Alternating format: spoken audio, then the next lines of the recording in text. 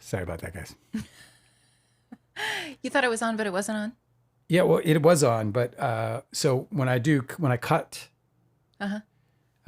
in order to, I'm running on this old computer. And when I plug in my headphones, I get a lot of feedback and like noise. So it wasn't on. I actually get this sound in my ear, and it's horrible. So I have to route it through the soundboard that we use for this live. But so when I put the headphones on, like I'm sitting, I just want to listen because I'm cutting, but I can hear everything. See what I'm saying? So I turned down all the volumes. So it was on, but the volume was off. It was on, but yes. What are we going to do with you? So what I was saying was that first of all, I was saying hello to everyone, and I'll just do it again. El Carvel Raccoon, she's here. Our scientist is here, which is always great. Deanne. Oh my God, Deanne. I feel like it's been a while. A little bit. It's so good to see you. Or to hear you. No, you're saying nice to hear me. Because I'm the one doing the talking right now. Oh, you're in the hospital. What? Oh my God. You're not supposed to be there. We're her entertainment. Well, that's putting some pressure on me. I'm not going to lie. If you haven't read my book, I don't do well under pressure.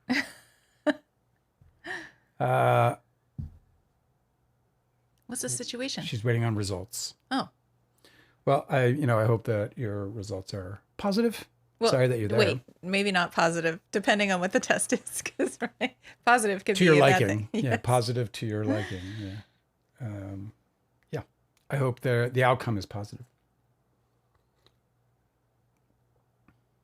Did I know Esteban Powell asks cosmic urgency? I do not. No. Esteban Powell? Yes. Who is that? That's an know. intriguing name. It is. Let's look it up. Esteban Powell. Oh, Esteban Powell. He's an American actor. No, I don't know this guy. He's 49. I don't think I ever met him. Nope. Don't know the guy. Let me see if he's been in any. Let me see if I've got my what's my 1 degree. I got a 1 degree to pretty much everybody in Hollywood. Dazed and Confused, the movie. Well, there's my 1 degree. That's a wrap. That was fast. Oh wow, no, I never met him. At least not to my memory. Maybe I did. There's a lot of people I met that I was in Powder. Walker, Texas Ranger. I'm telling you, every person I ever fucking knew. I mean, I didn't know this guy, but everybody who was in Hollywood in the 90s did an episode of Walker, Texas Ranger. And Touched by an Angel. That was another one. Everybody did an episode of fucking Touched by an Angel. Oh, I just scrolled up. Touched by an Angel. Seriously, it was 1999 was his Touched by an Angel episode. I think that in 10 years, everybody's going to be saying that about the pit. There's a bunch of people in the pit. Well, they won't, because it will never be as prolific. You know, this is back when they did Walker, 24 Texas episodes. Ranger. They did 24 episodes a year. It's weird too, because you think that a show titled 22 episodes a Walker, year. Texas Ranger would be like out in the middle of nowhere where you don't have a bunch of people, right? Like in the Western frontier or whatever. I guess. Yeah. So they have a bunch of like rotating cast members. In Walker, Texas Ranger. Yeah, that everybody could have been. Because in it's that like, show. I don't know. I never really saw the show, so I don't know. Me I know neither. Chuck Norris is in it and he does some stuff. You know, he's a sheriff or something. So I think everybody is like playing a criminal or somebody who knows a criminal, like a criminal or a victim. Mm-hmm. Like everybody I knew, I was a criminal or a victim or both. Yeah, I guess you're right. I don't even know what generation it's supposed to take place in. Like. Yeah, I think I saw one of the Texas shows. Rangers like in the beginning, or Texas Rangers like current time. You know, like early in my I don't know. in my early Hollywood days, I went to I think like 2 come to my house and watch me in my episode parties, and then I just did not go to anymore. I went to like 2 of them, and I was like, this is some listen, bro, just sit alone or go with your family or whatever. I get it, but I'm sitting here watching you drop 7 fucking lines, you know, in a show I can't stand. Do you know what I mean? Like, I don't need to do that, because we both know that this is a rung in your ladder. This is not your peak. If it is your peak, congratulations, I must go now, because my peak is, in the works. And I never did reach it. Walker, Texas Ranger, starring Chuck Norris as a martial artist and Texas Ranger Cordell Walker. who solved crimes with his partner, James Jimmy Trivet. Known for its blend of martial arts, Western themes, and strong moral lessons. How fucking weird. So they made him like a ranger, but he kicks and punches like martial arts. Some rangers do that, weird. Angela. No, they don't. They got to. What if they drop their gun? They need to be able to, hey man, rear naked choke is a common thing now amongst law enforcement. Yeah, because they all know it. They like to know how to murder people. The show followed Walker as he used his skills and Native American heritage. Can you believe it? Can you believe this is what the 90s were like, folks? They would cast Chuck Norris as a guy with a Native American heritage to bring criminals to justice, often with the help of Assistant District Attorney Alex Cahill and retired Ranger C.D. Parker. I don't really care. I don't really care either, but I'm just like astonished. I'm not trying to like shit on your reading or anything, but no, it's the CW. Of course, you don't care. I just don't care. Yeah. Cosmic Grizzly said, "Gosh, what a party pooper." No, I wasn't a party pooper. I was fine at the party. And by the way, most of the time you're sitting there watching people do bad acting. Most of the time, not necessarily their fault. No, I know it's always awkward too. Like I went to one where the guy had gotten a role in a show where he was supposed to be like the inappropriate love interest of like the older lady who was like supposed to be a cougar type or whatever. Yeah. And so the whole time he's like making sexy eyes at this lady, and then he takes his shirt off, and all of his friends are there being like, "Good acting, bro." Yeah, dude. The way you revealed your abs was moving, poignant. He's like, had "That's me something." thinking about my past and even my future. I'm lost in it. I got my SAG card. Most of the time it was bad acting, but when it wasn't bad acting, it was still a bad show. I have a lot of things that I brought today. Hey, I pinned "Please Be Kind and Like the Live." Can you see that I pinned it? Oh, I haven't even gone to the live yet. Sorry, slacking. I mean, we could really use the extra Please views. be kind and like the live. Yep, there it is. Oh. So please be kind and like the live. I don't know what else to say there. Should I say something funnier? Sometimes I'm not very funny. Oh, this is a good question. Cosmic Urgency wants to know, did you know Linda Cardellini? Oh, no, I don't know who Linda Cardellini is. Look her up. You'll recognize her. She's like a that guy face. She's in a lot of stuff, and she's always awesome. But Bill Hader is directing his very first feature film. Oh, yeah. And she's cast in it. It's a horror movie. Oh, I know who she is by face. Yeah, you're right. No, never met her. Oh, okay. Never met her. 0 for 2, bud. So happy for Bill Hader. Well, he's going to do awesome. I knew a lot of people, but I hardly knew everybody. You know what I mean? But yeah, Bill Hader's doing a feature film. Yes. Yeah. He's a wildly talented guy. I'll be interested. I'm going to watch it. I have no choice because my wife is obsessed with this man. I like his work, man. You know what's really funny about astrology? Yeah. I have been oddly a super big fan of Bill Hader ever since I first saw him on Saturday Night Live. I just think like his comedy's awesome. Everything he does is great. And I don't really have an explanation for it because it's not like he doesn't stand out from other like super great comedians that I also very much enjoy. But for some reason I'm a fan of that guy.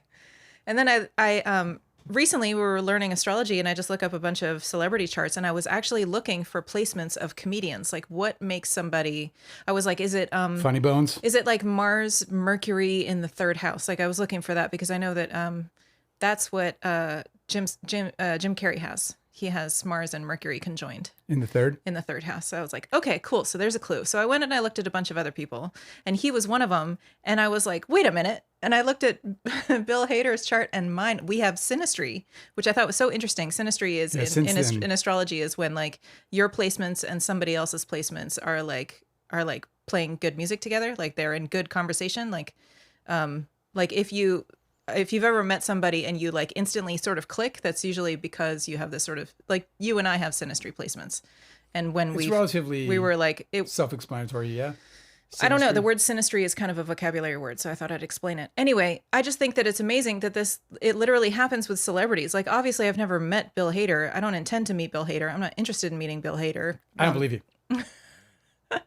But it's amazing that you could have like there's a celebrity who you're a fan of and it's kind of inexplicable, but the synastry in their chart and your chart is talking regardless of whether you're even in proximity or have any association to those people. I think that I think that is a thing that happens, and it's undeniable. And that's a lot of times a celebrity's astrology chart will have like especially magnetic placements. Like Taylor Swift, there's a very good reason why she's super fucking famous, and she has like the super loyal fan base, and it's because she has Jupiter and her moon conjoined in her 9th house Cancer. With a lot of talent. Yes, but it's like you could have had another person who played the same Level. had the same like skill set. like professional track all the way up until they reached their fame point, you know, Yeah. like where like they broke through, Where people cared. where they didn't have that placement, you know. It's like it's just explained a lot in the chart. Anyway, whatever. No, I like that. You're saying like, yeah, I mean, she had the talent, but the stars had the potion, the magic potion. Yeah, that makes her really captivating and also easy for people to bond with, even from obviously this distance, you know, because nobody knows her. Anyway, I didn't bring it up. You brought it up, like I'm some sort of super fan, but it's not. I can't even help it. It's just Sinistry. I didn't bring up Bill Hader. Yes, you did. No, I didn't. You said, of course, I'm going to watch his movie because my wife. Well, I brought Shaming up me for being a I fan brought of- up your obsession with him. I didn't bring up Bill Hader. Obsession. See what I mean? Yeah, I'm not obsessed. you're obsessed.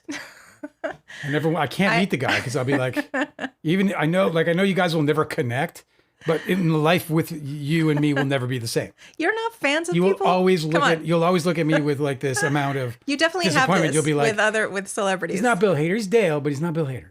He's just not. Stop it. It's It's not like like for that. the rest of my life. It's already getting to that point, and all you do is like watch his stuff. I'm kidding, of course. You Yeah, I know. You look like you're. And like it's not like you don't have this also with celebrities that you really enjoy, you know? right. Well, Shaming me for being a fan of a comedian, like no, that's- I'm not. Like I'm that's not I the just- normal I thing said to he's do. a very talented guy. I'm a fan too. I think he's a good guy. I watch his stuff. You know, I'll watch more of it. Absolutely, Bill Hader. You know, I'm not a hater. I also have Sinistry with Rob Reiner, and I've always really liked his work. So there. Yeah, but he's dead. I feel safe. God rest his soul. There is some a little Taylor Swift news actually. Live Nation and Ticketmaster lose big time in a monopoly lawsuit, Yes. and it was sparked by Taylor Swift. According to Oh, TMZ, it was sparked by Taylor Swift. Well, I didn't late- know that part. Well, this is what TMZ is saying. Live Nation, which owns Ticketmaster, was dealt a massive blow on Wednesday when a federal jury found the concert company operated an illegal monopoly over ticketing for live entertainment. Ron Bonta applauded the verdict in a statement, calling it a historic and resounding victory for artists, fans, and venues that support them. And then TMZ reminds us, remember, Taylor Swift slammed Ticketmaster back in 2022 when fans were furious over issues getting tickets for her shows. There were difficulties and delays during pre-sale, leading Ticketmaster to cancel the public sale. Not to mention, resale prices were outrageous, skyrocketing up to tens of thousands of dollars in some fucking stadiums. Is that not annoying? First of all, Some of the stadiums, they actually bought stadiums and then would rack up the price and make it so that people weren't able to use any other, like they completely monopolized it because it was their stadium that they were booking for. we use Ticketmaster. Huh? The stadium, the venue says we use Ticketmaster. The venue was owned by Ticketmaster. No, but Or Live as Nation, a matter of whichever policy, one. I'm saying they're Yeah, saying that. right. The Justice Department ultimately brought the antitrust case against Live Nation under Joe Biden's administration in 2024. I don't know why they're calling it. Last month, Donald Trump's Department of Justice settled the federal case with the ticketing conglomerate. They're just such fucking. They just eat money. You know, they just eat money. You know, why do you think they settled it? You know, because money will flow, or has flown lately. But more than 30 states, including California, New York, Massachusetts, Arizona, Ohio, and Pennsylvania, rejected that deal in favor of continuing with a civil trial. And that trial was lost. So basically, Donald Trump was once again pardoning in his way, right, through the Department of Justice. In this article, we discover that he was letting the bad guy get away with it because the bad guy's a fellow billionaire. Yeah, they were like, just do a couple things differently and we'll be fine. I love how we were talking earlier about how like Donald Trump is like the biggest con job that ever happened. But like talk about a gullible fucking bunch of people, bro. Like there couldn't have been. Dude, literally the first election he wears, was when like- he admitted to grabbing women by their crotches. Oh no, it's not just that, but just like when you But look that at was him, enough. when you look at him, he's just like the caricature. I don't know how to say that word. Caricature. Of a fucking con man. Like he's wearing like a baggy suits and he wears a spray tan, and he's like constantly just fucking like trying to like. He just talks like a fucking con. Everything about him just screams fucking con artist. Yeah. It's like he lacks the artistry is why I feel like that isn't even really an appropriate label. He just seems like a fucking crook. And I just don't know why anybody didn't see that like coming from a mile Quite away. amazing.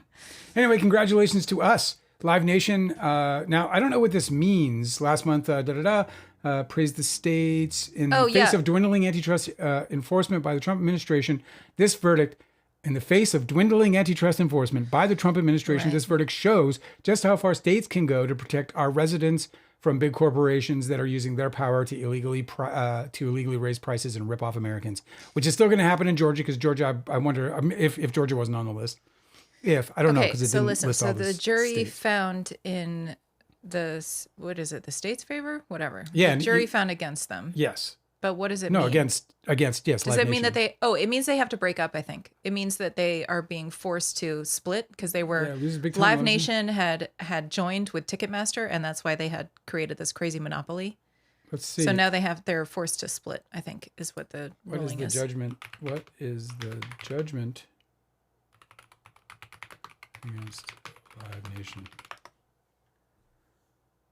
On April 15th, the jury found that Live Nation and its subsidiary Ticketmaster illegally maintained a monopoly over the live concert and ticketing market, engaging in anti-competitive practices that harmed consumers. The verdict, stemming from a lawsuit by 33 states and the District of Columbia, found the company overcharged fans and restricted restricted competition. The monopoly finding, uses and examples, monetary damages. The jury found Ticketmaster overcharged concertgoers by $1.72 per ticket at major concert venues. Well, that's not going to amount to fuck all.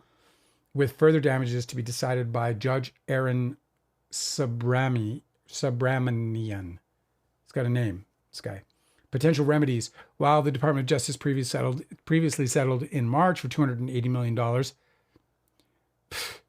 to cap fees, the state's lawsuit seeks significant changes, which could include the forced separation of Ticketmaster and Live Nation.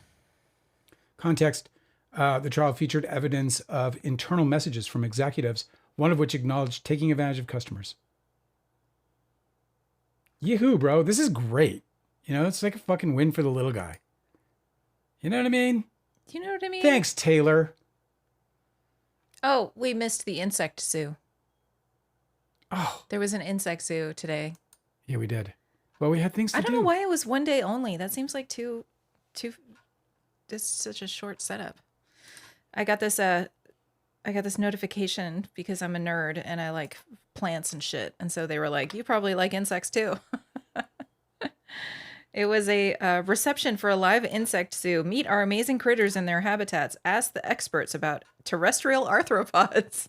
And I saw this morning and I was like, ooh, Dale, we should go to the insect zoo. We should go see a bunch of live insects and talk to entomologists. I love bugs. I would love to go see bugs. I'd love to go hang out with bugs. In more good news, where the little guys are some people are fighting for the little guys. Joaquin Phoenix, Ben Stiller, Kristen Stewart, and 1,000 plus Hollywood names oppose the Paramount Warner deal in an open letter to block the merger. More than 1,000 film and TV stars and creatives, including Joaquin Phoenix, Ben Stiller, and Kristen Stewart. Yeah, that's great. Issued an open letter early Monday opposing Paramount Skydance's pending acquisition of Warner Brothers Discovery. And this is a quote from the letter. We are deeply concerned by indications of support for this merger that prioritize the interests of small group. We are deeply concerned by the indications of support for this merger that prioritize the interests of a small group of powerful stakeholders over the broader public good. The letter, which was published by the New York Times and available on the website blockthemerger.com, states, the integrity, independence, and diversity of our industry would be grievously compromised. Competition is essential for a healthy economy and a healthy democracy. So is the thought of regulation and enforcement. Sorry, so is thoughtful regulation and enforcement. So, the article goes on. I won't read it. This is by Variety, but that's exciting. Yeah, but is it anything? Well, I don't know. We'll see. Is it gonna work? We'll see. I mean, maybe it turns eyes at some department somewhere, But I mean, the Allisons are building a monopoly of unbelievable. Like the Murdochs were such a pain in the ass, and these guys are going to take it to the next level, bro. I know. And it's all about them trying to save a dying fucking, cult, right? Like the cult is dying, and they're trying to save he knows us or whatever. Is that what it is? It's these guys paying for he knows us. You know what I'm talking about? The Jesus ads, the AI Oh, the ads Jesus campaign? Yeah. Yeah. And I was like, if it can't be going too well. I don't know who's paying for the Jesus ads. Well, it's fucking billionaire, organizations who are trying to back evangelical, rhetoric. Yeah, but what's the... Let's just hope that something happens. I don't know. It's positive. Don't strike it down yet. Yes, probably the deal will go through because the big guy usually wins. But at least, this at the time of this reading has 26,000 upvotes. Oh, he gets us. He gets us. Oh, he gets us. Funded by evangelical donors. Told you. Yeah. Often linked to Hobby Lobby leadership. There you go. It's all the billionaires and probably fucking Chick-fil-A's in on that shit. I could never eat at Chick-fil-A, dude. Those people are so fucked up. Listen how this is Chick-fil-A. I'll tell you a story about fucking Chick-fil-A, the good Christian organization called Chick-fil-A.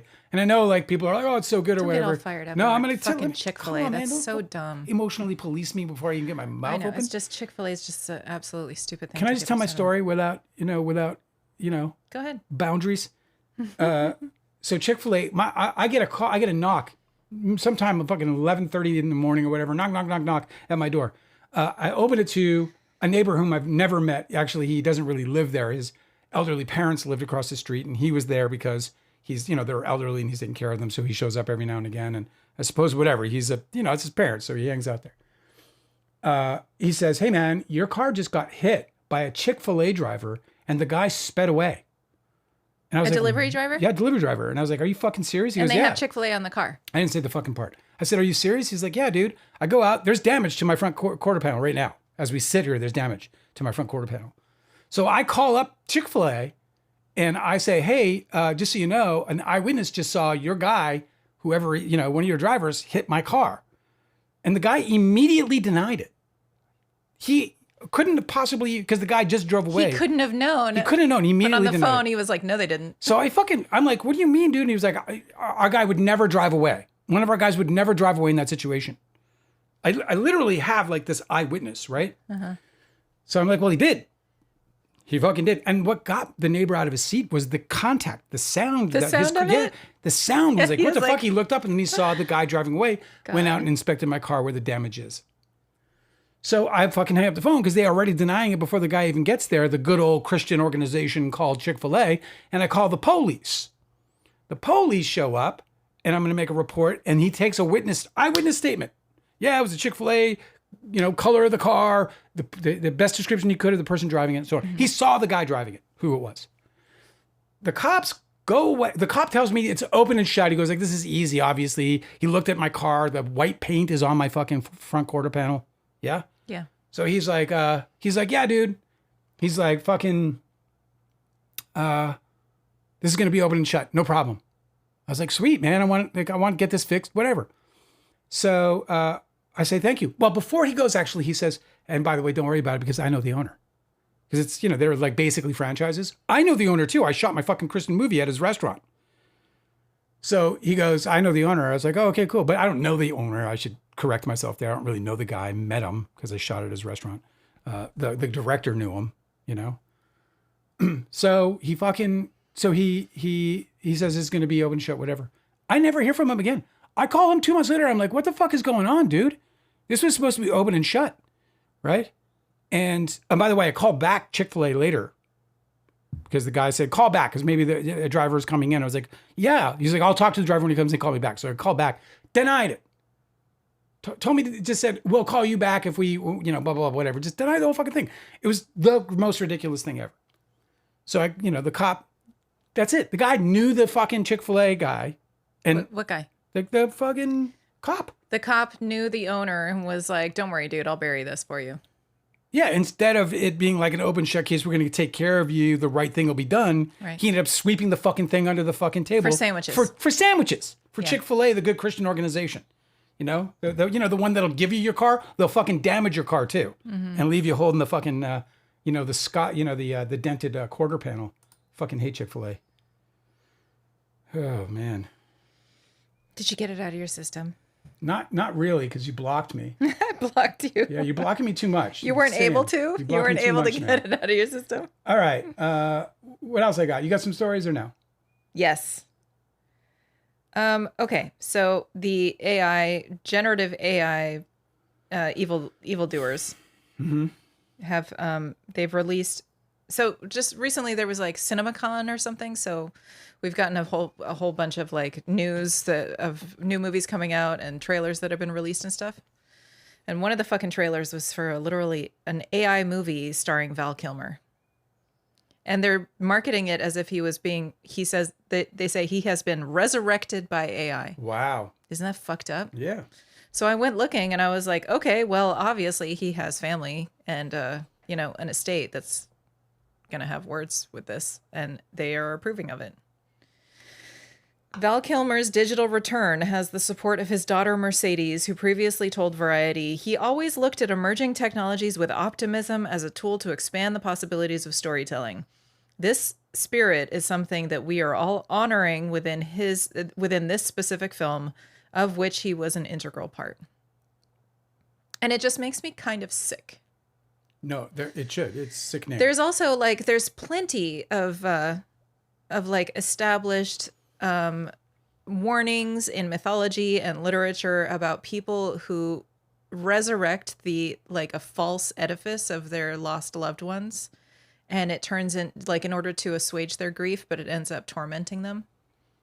Wasn't that primarily a story in all of those futuristic movies where they have the holograms?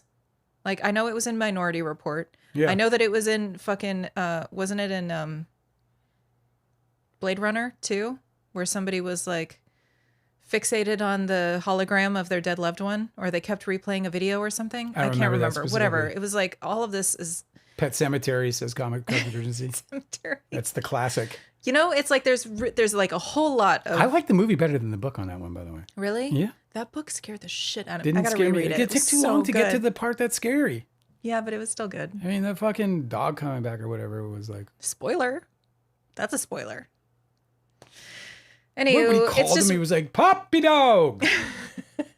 Puppy dog. It's really fucking sad. I feel like Val Kilmer, although Mercedes is right that he always looked at emerging technologies with optimism as a tool to expand the possibilities of storytelling. I'm sure that's true. I don't know whether doing this as here's the thing. All of the living actors are against this. They found one actor who they could say was for it, and he is dead. And they're speaking for him in his deceased state, right? The movie's not going to do He anything. can't speak for himself. The movie's not going to do anything. They're speaking for him. The movie's not going to do anything. It's dead on arrival. That's my opinion. Dead on arrival. It's nobody wants to see that. I don't want to see that, and I don't think I'm alone at all. It's titled As Deep as the Grave. And even though I don't go to the movies, Mm-hmm. it's only because of COVID that I don't. I'd be out there fucking taking in the ones I want, like everybody else, and I feel like I'm a reasonable representation of the market. Obviously, I'm not the young people's. That you can go watch the fucking Minecraft movies and shit that they're making. Also, AI can't even get it right. There's 2 still images that they have here on this Variety article, and one of them looks like him and one of them doesn't. Looks like a totally different dude. Mm-hmm. So, fuck, dude. No It's Two Trolls is with us, by the way. Dystopian. Hello, No Two Trolls. Sarada is here. What's up, guys? I got some more good news, by the way. Just to add to the good news about ticket sales. I got a bunch of ticket sales news, actually. I got 2 more good news ticket sales. In Athens, Georgia, JD Vance spoke for Turning Point USA. JD Vance, by the way, they had a whole event, right? JD Vance, they're doing like a college tour or something. Yeah, they always do. That's what they do. Okay. They just do colleges. JD Vance is what was I going to say? JD Vance. Oh, he's, he like Russell Brand, the guy who's on trial for rape. He tours with Turning Point every now and then. JD Vance and Russell Brand, they have that in common. They also are, I guess, JD Vance, he's got like a holy trinity there, or, he's got the duality there because he's friends with Donald Trump, obviously very close friends with Donald Trump, who is a known sex offender. Right? So he's got that Turning Point cred. Yeah, so they're in deep with the sex offenders. Yeah.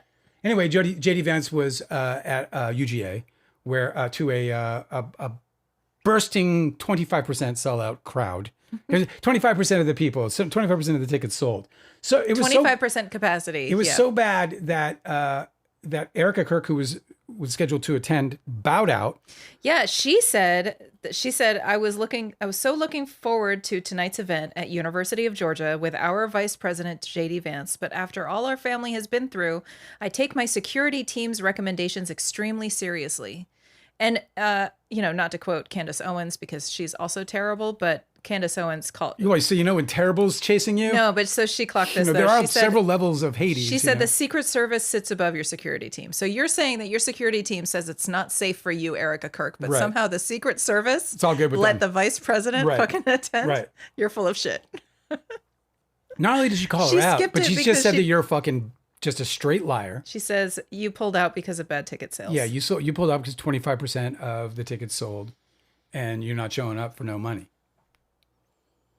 Candace Owens says, people don't believe you and don't line up for you because you struggle to tell the truth about even the most basic facts. I mean, again, this is coming from somebody who doesn't believe in dinosaurs. I'm just saying there are different... Sorry, did you hear me? Candace Owens says she doesn't believe in dinosaurs. So I don't know if she should be throwing stones from a glass house about not believing the basic facts. Yeah, well, Candace Owens, if Candace Owens thinks you're beneath her to that extent, I mean, Candace Owens obviously has herself on her own pedestal, but... In other, just to add to this, Kid Rock is offering 50% discount on his festival. Because he can't sell tickets? He can't sell the fucking tickets. He's like, how about half off? Come listen to me scream into a microphone. You're going to love it. Yeah, I mean, he's such a fucking hack. And so, it's nice to see these. I don't know, whatever. This is all cheery to me. This is all like, it's just the kind of stuff that puts a smile on my face. To his credit, though, it's got to be really, really hard to remain relevant when you're Kid fucking Rock. Why has he had such a long career? Nobody can explain it. No. Nobody knows. So Kid Rock is fucking just blowing it. JD Vance can't sell out a fucking cafe. And, Candace Owens, who is among the lowest of the low, thinks that Kirk is even beneath her. Mm-hmm. Amazing. It's just fucking amazing. I love it. I couldn't be happier. Foul bombing is here. Nice. Anyone have the President of the United States getting into an internet beef with the Pope on their bingo card? I mean, oh my God! But this is so great. I could have if I actually put thought into it. Oops. I could have called that. There's he's causing all of his like MAGA fans to start really considering whether he's the Antichrist. He portrayed himself as Jesus Christ. I mean, you can't be more Antichrist. Like you can't play it too hard with these eyes. People. They were like, okay, the raping of children. Oh yeah, I know. But portraying my God and Savior, because he held in his hand the light of God, right? Really? The healing light of God. Yeah. So he went in front of the press, okay? Yeah. And they asked him about that whatever, it was a GIF or something, some sort of AI generated. No, it was generated. just AI generated, not a GIF. It was a meme, really. Yeah. Okay, cool. That he's like dressed up as Jesus Christ. Okay. It was like holy celestial. Okay, so check it out. Lights, angels, all of it. So check it out. So Donald Trump is asked about this outside of the White House by the press. Yeah. And he says, "Oh well, I thought that it was an image of me being a doctor, and so I was a doctor healing somebody. Check this out." Yeah. Later on, somebody asked his press secretary, and her response was, that was a doctored image.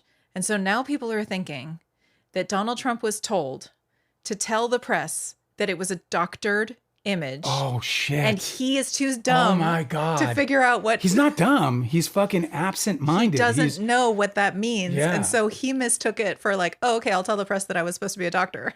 I think Donald Trump is one of the worst human beings that ever breathed. But I don't know that he's dumb. No, he's got mush for brains, for sure. But right now he's suffering from, Yes.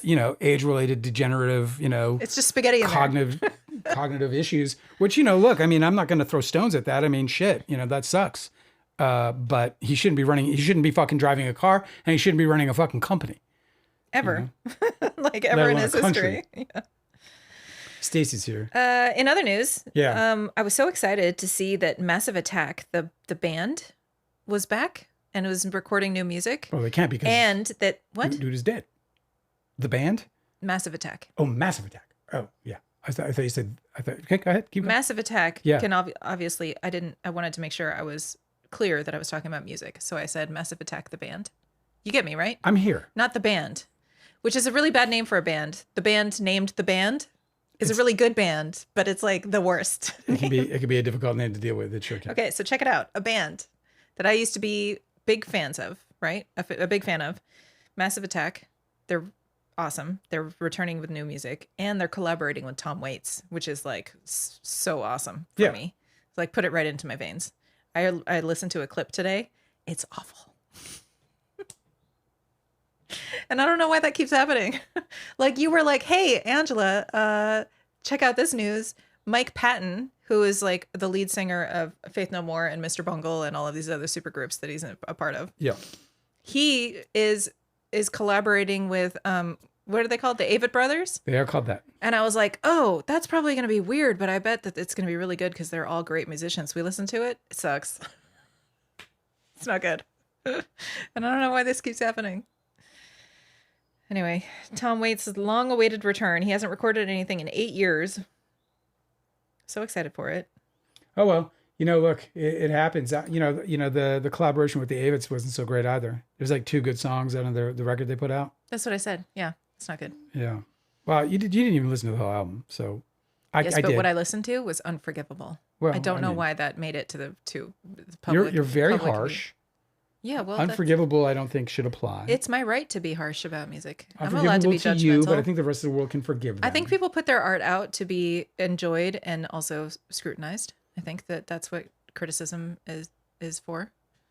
I don't feel bad about it. A little political hypocrisy I have in my notes for today, which is, Mike Johnson is the, for those of you not American, he is the guy who runs our Congress. He is the head of Congress. What do you call him? Head of Congress? Speaker? Yeah, Speaker of the House. See, blanked on that. Mike Johnson, he's the Speaker of the House. He said that he vows to exact punishment, quote, on the predators in Congress following the resignations of Eric Swalwell and Tony Gonzalez. At least Tony Gonzalez is a Republican. Amid sexual misconduct scandals, we will bring exact punishment upon those who violate the sacred obligation, that sacred obligation, and not to use the position of that, and not to use position for that kind of terrible activity. It sounds fine. President Trump. Oh yeah, I know. President fucking Trump.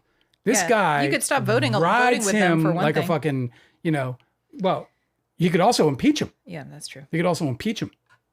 Yeah, what kind of punishment are you talking about exactly? Yeah, he's gonna beat up on the little guys while the big guys around him are all fucking predators galore. It's just amazing that the amount of hypocrisy that can spew out of a human being in an instant. I'm like, ugh, you're so fucking gross. And he can't wait to get after Eric Swalwell. Are all of the stories that you brought today about politics and political figures? No, they're not. Okay, what else do you have? Just a couple. I mean, I've brought a lot already. You're being hard on me today. I'm just telling you. Hard on you? Yep. You're like, is that all you got? What else you got? Yeah, well, I keep talking about other stuff, and then you keep talking about politics. I was wondering if maybe this is just like, can we get, like, let's just talk about the political. Rush do Working Man Live? Let's talk about the political stuff. Get that out of the way, and then maybe we don't have to talk about it anymore, and we can talk about other subjects. Topics. Okay, that's it. That's all I got. Is it? Pretty much, yeah. I mean, I got the main story, which is pretty. It's weak sauce out there right now, guys. It's not a lot going on. So, what are your other stories that you have that aren't politics stuff? I don't have. What makes you think I have? Oh, because you just said so. Politics? No, I gave them all out. I did them. Oh, okay, cool. I'm the guy who did them. I have a few items I that don't I think thought I would be fun. have anything else. I don't know why we're having such a disjointed live right now, or I am. I don't know. I'm chilling. Oh, I do have this. Dax Shepard. Do you know who that is? Yes. He hated Eric Dane at first. Says they almost had a fist fight outside of an AA meeting. That God. it had been simmering a long time. What do you mean you almost had a fist fight outside of an AA I don't know. meeting? I didn't read it. I can read it now if Okay, you want. I feel like that takes two people to be absolute douchebags to almost have a fist fight outside of an AA meeting.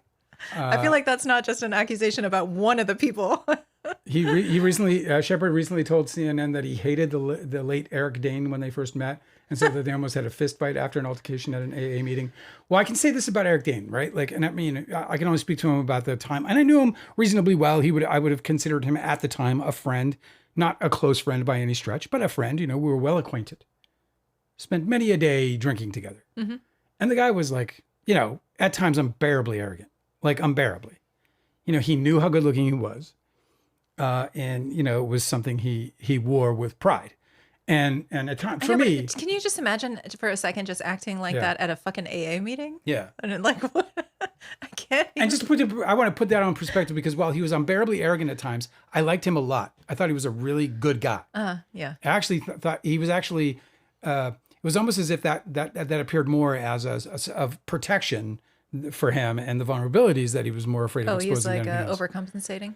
Well, just that he had that to protect, you know, whatever else might have been, you know, because there was a vulnerability to him, which made him more endearing to me in a big way.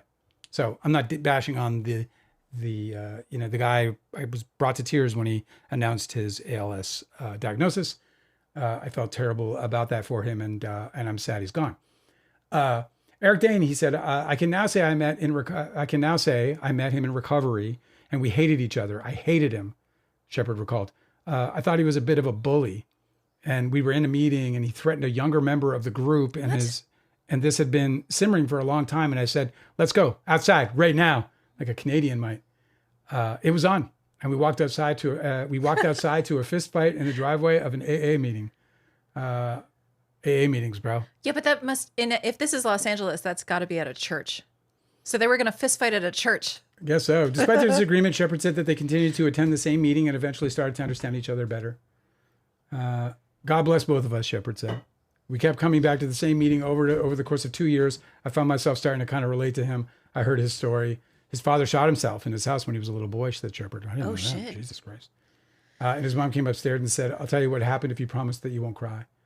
So he held on to it. Anyway, I'm not going to get into Eric Dane's. I guess It's heavy. Yeah, that's more than I want to deal with right now. But that's not something I knew about him. So that shows how close I was. I didn't know that about him. AA meetings, NA meetings, the anonymous structure is so strange because what you'll do is you sit in a big group and then you'll have people share these like really extreme stories and they'll just get it off their chest, but you're prohibited to talk to them about it in the meeting. You can make friends with them and talk to them about it after if you want to, but while the meeting's being conducted, they have a rule like no crosstalk. Like you're not allowed to people are just share, and nobody's allowed to talk to I wonder them. if that's like that house rule or if that's like a rule ubiquitously. I don't know applied. obviously it's never, these meetings are never conducted by like professional therapists or counselors. It's always just like a person who just decides, the most senior person or whatever who wants to take the role of the organizing member that holds the meetings, Yeah. But I just think it's really fucking unhelpful because a lot of times people will be sharing really, really harsh memories like that and they get absolutely no support, like no professional support. And it's an extremely vulnerable time where it could really fuck you up. So what happens is people end up sharing like this. They open up a big wound and then they're sent home and they don't know what to do with it because they've gotten zero guidance from anybody who's like actually trained in dealing with these like super heavy situations. It's one of the reasons why I'm so critical of that. I had family members who went into AA and they quit, and it was just like, and I started looking into the way that they keep their records, and they literally do not track anybody that leaves. So AA's like their claims about being a successful organization are only tracking the people who have stayed and who like decide to be counted. Do you know what I mean? So, like, it's not even accurate. So the membership could only be like 3% successful, but because they're only ever counting that 3% and not the entire other 97%, you would never know it that they're only 3% successful. You know, it's horrible. Yeah, it's not, whatever. It's hard to knock something that, does help people at least intermittently. And intermittent help, and relief can lead to recovery. And so even if the numbers are low, those are numbers. And so But if can you 3%, imagine? if 3% people are actually, how do you say, are, on the mend and remain in recovery. Yeah, obviously that's a good thing. But Yeah. like, can you imagine being in a meeting and seeing somebody crack open the old wound of that story that he just shared of Eric Danes? Yeah. And literally not being able to do anything to help them without being like scolded by the guy in charge, being like, no crosstalk. Like, that's what it's like. It's fucking weird. It is. It is. But, anyway, Dax Shepard, spilling the fucking tea. And is, I guess spilling the tea is also, what's her name? I did read that Lena Dunham has a memoir out. She's promoting her memoir. And apparently Adam Driver was an absolute monster to her, according to her. Well, the way that she puts it is that she was unaware that that's not just what talented male artists do. She was like, I thought that it was just part of his creative process to be like, smash shit. Yeah, maybe I read a quote where she said, she didn't realize then that what she should have done is put her foot down and say, I'm actually your fucking boss, and you're going to stop behaving this way. Mm-hmm. He was apparently smashing shit and like banging chairs around and just being absolutely, nuts. I don't know how true it is. Obviously, it's her account, and yeah, that's true. This is the thing that we memoirists deal with is people going, I don't know, fucking, he says so, and but I can't imagine she's saying that and expecting to not get in some trouble if it's all lies. I found this guy talking about this on Twitter. His Twitter handle is gay interrupted, and it's at Twink Theory. Anyway, he said, I like Lena Dunham because she writes about letting men humiliate and degrade her just to feel something, which is a universal experience if you're gay or a woman above IQ 130 and have intense compulsive thoughts about death. This person, Byzantine, she says, she's our high IQ misunderstood OCD queen. And it's just a really funny take. That is a funny take. Where they're like, everything she says that's totally bonkers is relatable if you're her type, Yeah. Well, Lena Dunham, I hope her memoir is big and successful. I'm sure it's going to sell several thousand copies. Mine did, and is it her first memoir? I'm no Lena Dunham. Did she write another one before? I don't know. She may have. And maybe I might be confusing it because everything she's done has been autobiographical. Or like fictionalized autobiography. I'll never read her books, I'm sure. Like Tiny Furniture, I thought was really great. Tiny Furniture is a great movie. Yeah, she's written a bunch of books. Memoirs, she's right? prolific.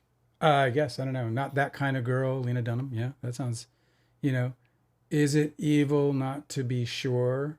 2017. I don't know if that's fiction or not. Couldn't find out, I suppose. A collection of diary entries, so not fiction. Yeah, so it sounds like she's a memoirist. She has here 1, 2, 3. I don't know if, she has at least 4. And this looks like it might be fiction. She's also promoting it with a bunch of other, like, gossip about her relationships. Uh-huh. Like Jack Antonoff. She was with him for several years and he cheated on her, I guess. And so she talks about it. Mm-hmm. And then how she cheated on him and like whatever. It's like, I think I'm going to skip it personally. Yeah, well, I don't read a lot of celebrity memoirs. I've read a couple, and they're cool actually. But I always feel like I could be doing something more with my life, which is like not saying much about my own memoir. You know what I mean? There's a bigger culture clash between me as somebody who spent my formative years in growing up in Los Angeles than between me and the people who spent their growing up years in New York or like around New York. There's like a bigger culture clash I feel with those people than like me and prior generations. Like I could probably get along with like your average boomer better than I can get along with somebody who grew up in New York. Yeah. I always just feel like it's completely like an insurmountable difference. Like culturally we're so different and I don't really understand it. I used to get along with a lot of boomers. I used to fucking, well, the greatest generation folk were my favorite. You know, How come? I don't know. I don't know. All I know is that when I was a little kid, I was like, I clung to them. Because they're stoic. Well, and they you know, obviously they lived through like two wars. You know, they were like kids when the first one happened, and then they were adults fighting in it when the second one happened. I think that I would get along Two with major wars. I would probably get along with boomers more if they were a little bit more well adjusted, but they all seem really frenzied and kind of fucking pissed off all the time, don't they? I guess. I don't know. I don't get along with them for many reasons. They're why I made Don's Plum, you know? Yeah, right? Yeah. So, you know, in the Baldoni news, there's a bunch of, there's not a bunch of stuff, but there's some stuff. This person did a really cool little post yesterday on Baldoni Files, said, another day of keeping my foot on her neck. This is talking about Melissa Nathan. I actually think this is extremely important and that they know about their past. Oh, this is Watson Periodo on Twitter. This person's been posting like this since the very beginning. I've talked with this person a lot. Oh yeah, times. yeah. That's yeah, right. So yeah, the tweet, of course, being that Melissa Nathan's bot strategy of how so he they don't want the jury to know about the Johnny Depp stuff. They don't want them to know about the Rebel Wilson. They don't want them to know about any of the smear websites that were erected, and they certainly don't want them to know about her work with Jeffrey fucking Epstein. I don't know how they can keep it out. I say good luck with that.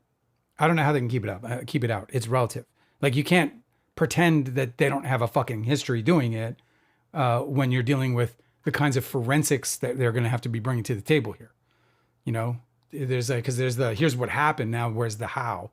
And a part of the how is going to at least in part, I would imagine, and certainly Hanada, who's not here because I got her mad, I guess. This is my guess, and if I did, I apologize. And That's probably not it. I think it is. She might just be busy. We had a little like, I don't know, maybe I'm being paranoid. You always think something's your fault. You know, all of a sudden, I was like, I'm right here, dude. And I'll be like, oh, okay, my bad. But anyway, they're trying to keep that shit out. I don't think they're going to be able to keep it out. And I certainly hope that they won't. I can't imagine, like I said, either, you know, Deanne's here. I don't know if she's in the hospital, so she might not be here. But if she is, maybe she knows a little bit about whether or not something like that would come in. That would be, you know, obviously that history would be relevant to their character, right? Are these issues going to be decided? There's going to be a conference, right? It'll be with the judge. Ahead by the judge. Yeah, you can't just call willy nilly, or put all exhibits. Will be ruled I know on. it's going to be decided, but it doesn't get decided at the conference. They have a conference where they talk it all out, and then the judge decides after that, right? Yeah. I'm wondering what the date is that we find out what's going to be, what's the plan with the. You know, the trial's in like a month and a couple of days. I know. So soon. It's right around the corner, man. I can't even believe it. You know, one of the, I guess the sort of the main card, which isn't a lot, but it's, you know, A, it's all I got, and B, it's, you know, certainly worth a conversation. And that is that Blake Lively wants the comments that Justin Baldoni made about Britney Spears in an interview. She wants them read to the jury. And so if you don't know what it is, basically Britney Spears did a guest spot on, what is it called? Jane's the Virgin? Is that what it's called? What's that show? Do you know? Jane the Virgin. Jane the Virgin. So she did a guest spot on Jane the Virgin. And when Justin Baldoni saw her, he rushed over to her and he gave her a big hug, and apparently it wasn't well received. Like, you know, as you might imagine. Do you know what I mean? She's Britney Spears. Yeah, she's like, do I fucking know you? Like, she's been hugging, people for too long. Yeah, right. For far too long. And also there's like, she's that kind of rock star status. Where He's people also are like trying a to get to bear her. hugger too. Like he doesn't just do like the little like side hug, Yeah. I guess he thought, I'm one of the stars of the show. Surely she's excited to be with me too. Anyway, he gave her this big, deep hug. It didn't go well. And I guess, and he described how, that it didn't go well. And, again, he kind of like, I think described that he basically kind of, just fucking came out of nowhere, no permission. And, here it is. I found it. Justin Baldoni played Rafael Solano on the CW's Jane the Virgin, which ran for 5 seasons from 2014 to 2019. So he talks about how when Britney Spears was on the show, he said, I had gone up to her and in my mind we're friends, he says with a laugh. We weren't. And I went up and I went, hey, and I gave her a big hug. And I think I scared her because she was like, hi. And I just had this awkward moment of like, did I just harass Britney Spears? And he laughed about it. And he said that in an interview. Well, and so a scientist, by the way, is just saying it's creepier than that. It was his day off, and he came to the set just to ambush her with a hug. Well, I mean, I'm not gonna blame him for trying to go meet Britney Spears on his show. It seems like a very reasonable thing. Most people would do that. I would 100% do that. Go in on your day off because the celebrity's going to be there. Like yeah, Britney Spears is going to be there. Yeah. There's no way I'm missing that. Yeah, for sure. And be like, I was going to play fucking Pokemon all day, but nah, shit, Yeah, man, I would have gone to do that. I don't know about the ambushing her with a hug. I think that he's just this guy who invades your space, and then as a result, and without, and doesn't ask, and as a result, he pisses people off while he does it. And he's insensitive because he's self-absorbed, so he doesn't know, that he's causing these people this discomfort. Okay. By the way, Cosmic Urgency said that he hopes that Lena Dunham's memoirs are better than that caca show of hers, that last show. It was bad. Okay, here we go. But Girls was great. Check it out. I have this is a text message thread between Blake Lively and Jenny Slate. Okay? This is dated May 26, 2023. Okay. And they're complaining about Baldoni. Okay. This might be why they want this old interview to be shown to the jury. Okay? Okay. Because this is Blake Lively and Jenny Slate, and they're talking shit about Justin Baldoni, but they probably want to show the jury what they're talking about. Okay?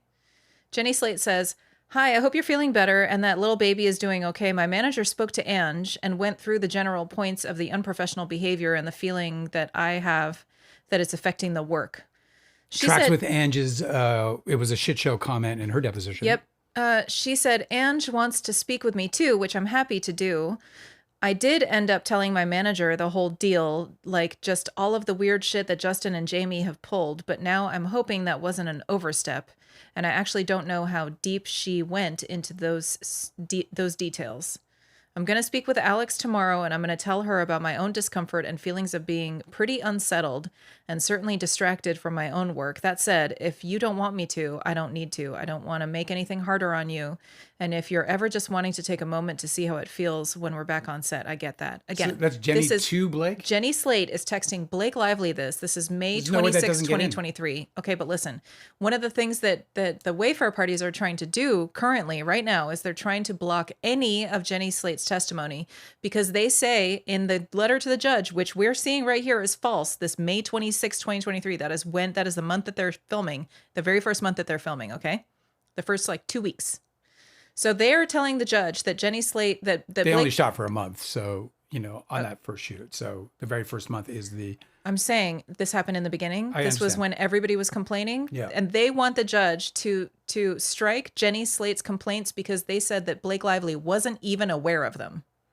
And here's a text message where Jenny Slate is texting Blake Lively directly and she's responding. Well, then the judge should see that and should rule accordingly. But do you see how frivolously the Wayfarer party's attorneys just lie about the evidence? They're just saying that Jenny Slate, that Blake Lively was unaware. And here is this is exhibit fucking 95. They have this. Yeah. And so does Gottlieb. And then you can bet your fucking bottom dollar he's going to make sure the judge, to remind the judge about it as well. Okay, so Jenny Slate continues, says, sorry for the literal novelist. This last text is very long. Blake Lively says, all good. I think it's great she spoke to Ange because I I haven't spoken to Justin or Jamie or Alex about the inappropriate behavior yet. You can just speak to what you've witnessed and experienced. I told Ange, but I asked her not to mention so that I could personally tackle since I have to try to salvage some degree of chemistry and camaraderie with Justin, who's not only my director, but love interest, and we're not even 1/3 of the way done. Jenny Slate says, okay, totally get that. I'll keep it with me. My concern about needing leadership, the remark about my wardrobe, but I'll just keep it with me. It's more to let her know that I'm uneasy and that I don't want it to get worse, and how freaked out that recording sitch made me feel. Blake Lively says, but whatever you've felt or seen, 100% feel free, please. I just think there needs to be some leadership. I mean, even him recording our conversation on his phone without asking us first. Remember, he recorded a rehearsal between them and didn't let them know, and they felt like that was a violation. It certainly is. She's a big fucking movie star. Yeah, of course. She can't fucking have videotapes or fucking audio tapes without approving it. Well, she doesn't even remember what she says on them, and she's not gonna. And if she doesn't know she's being recorded, she might say something she might not otherwise have said because she doesn't want the public to know it. Blake Lively says, I mean, even him recording our conversation on his phone without asking us first, it's alarming behavior. Then she says, leadership, big time. Then she says, you were standing there for the thing he said to me when he said, I look hot. I said, that's not what I'm going for. And he said, okay, sexy. And then made a joke once he asked if he crossed a line. And I said, yes, that he must have missed the sexual harassment meeting. Blake Lively says, and then later when you said you used to stare at Britney Spears' midsection for hours before you finished and said what an athlete she was and how remarkable she seemed as a young girl, he jumped in and said, same, and giggled, but then eye rolled when we just looked at him. Well, I mean, just that with the Britney Spears hug is that's next level right there. So that's probably why they want to show this to the jury. It's not like some random, like, hey, he acted like a dirt pig and made somebody uncomfortable. Although that is fucking relevant. Like if he is hugging people in a workplace and he says, oh, did I just sexually harass Britney Spears? That is him recognizing that behavior could be misinterpreted. And that he continued to do that same behavior by hugging people in the workplace. Like it's him recognizing it could be sexual harassment, but then he does it on his set later. And then he's like somehow appalled. So I think it is really super relevant that he does have an awareness that his behavior with the hugging could be sexually harassing. That's him saying it himself on a fucking interview. Like, it's not like this is just coming out of fucking nowhere. He says it. And he keeps repeating the behavior. Anyway. And this is a part of why complaints matter.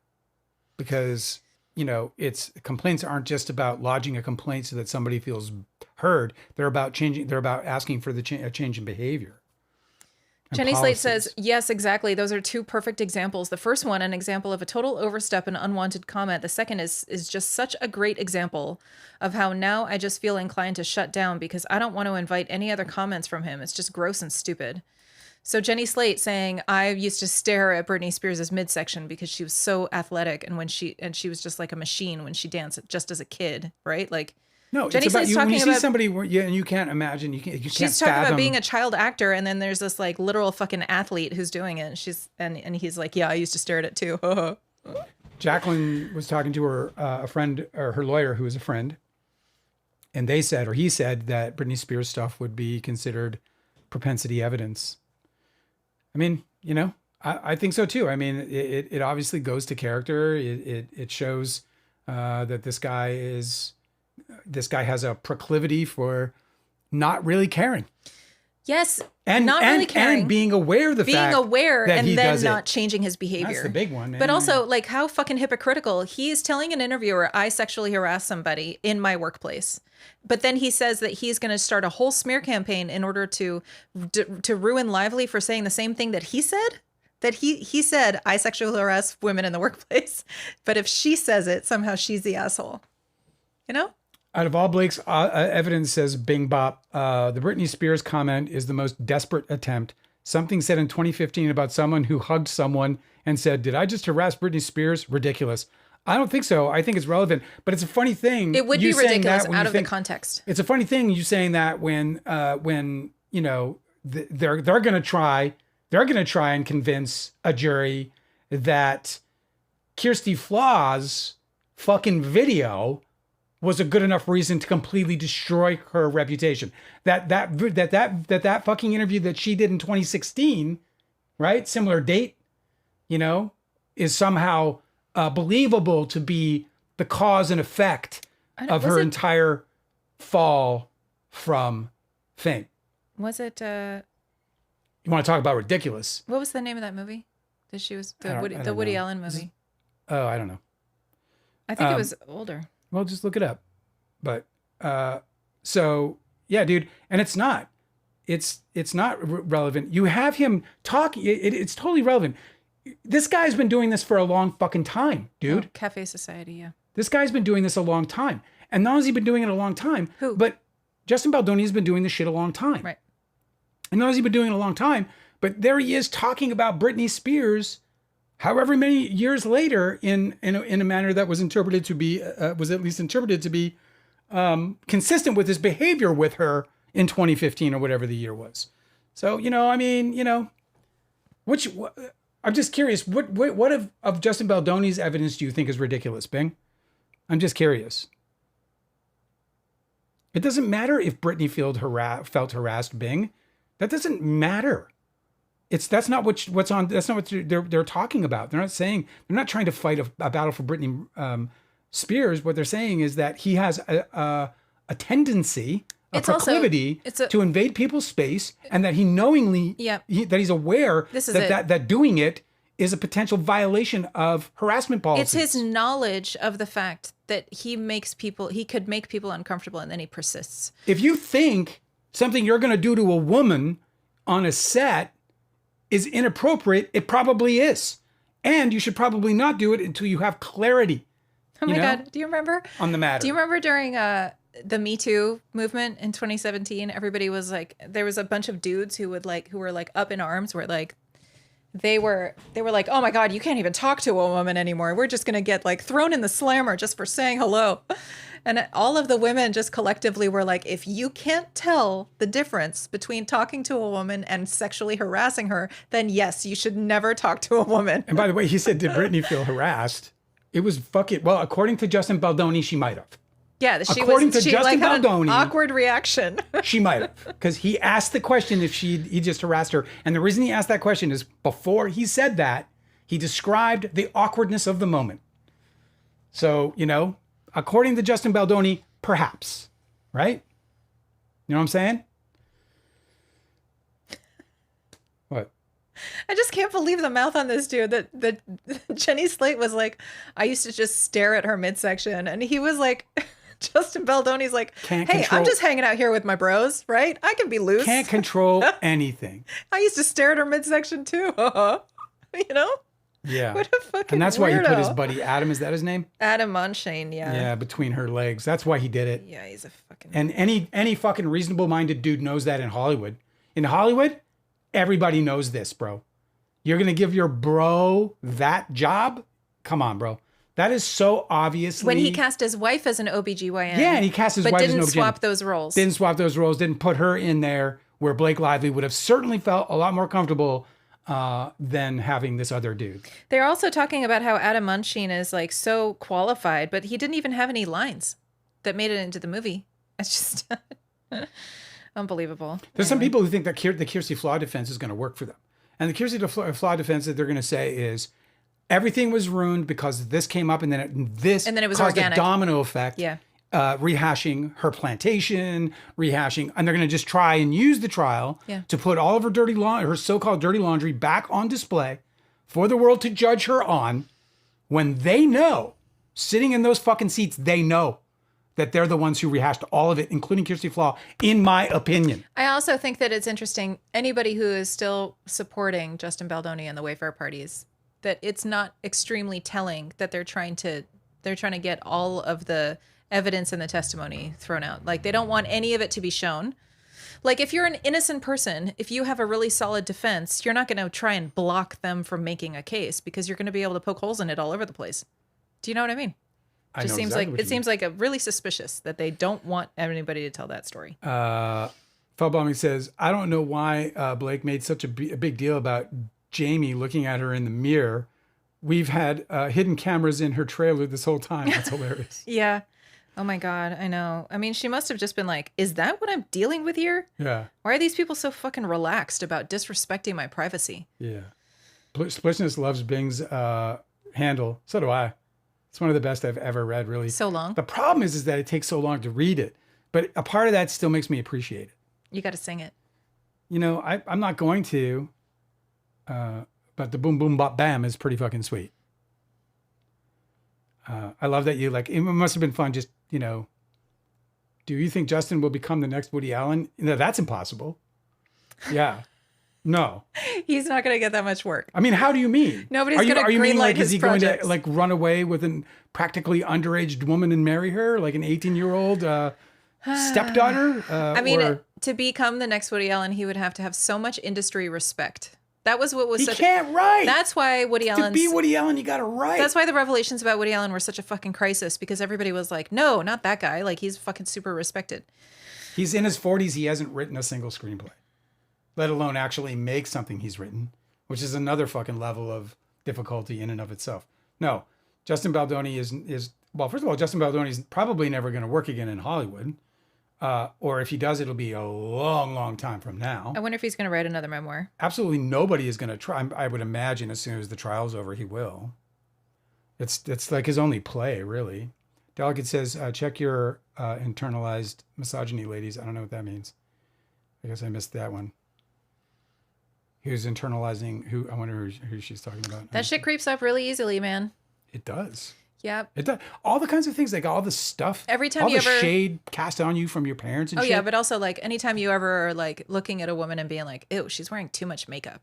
That's internalized misogyny. Yeah, there's that. You're not supposed to be like trying to control what other women do and how they Yeah, express commenting themselves. on whether even if they're scantily You know? clad. Yeah, or right. Like, whatever. oh my God, I could see her butt. Ew. Yeah. You know? Nice cheeks, baby. Yeah, no, it's you're not wrong. It's everywhere, and well, this is the thing about, you know, what you don't recognize, like the kind of you have to do. Look, man, I don't know, since really this shit started hitting the fan, you know, so whatever mid 2010s or whatever it was, I don't know, when the shit started to really hit the fan with all of this, not just misogyny, but just, you know, I've been doing this for a while, anyway, just self work, you know, just like I started asking myself, well, what happened was. I said something like, I am not a racist. I am like, I fucking loathe racism and misogyny like nothing else.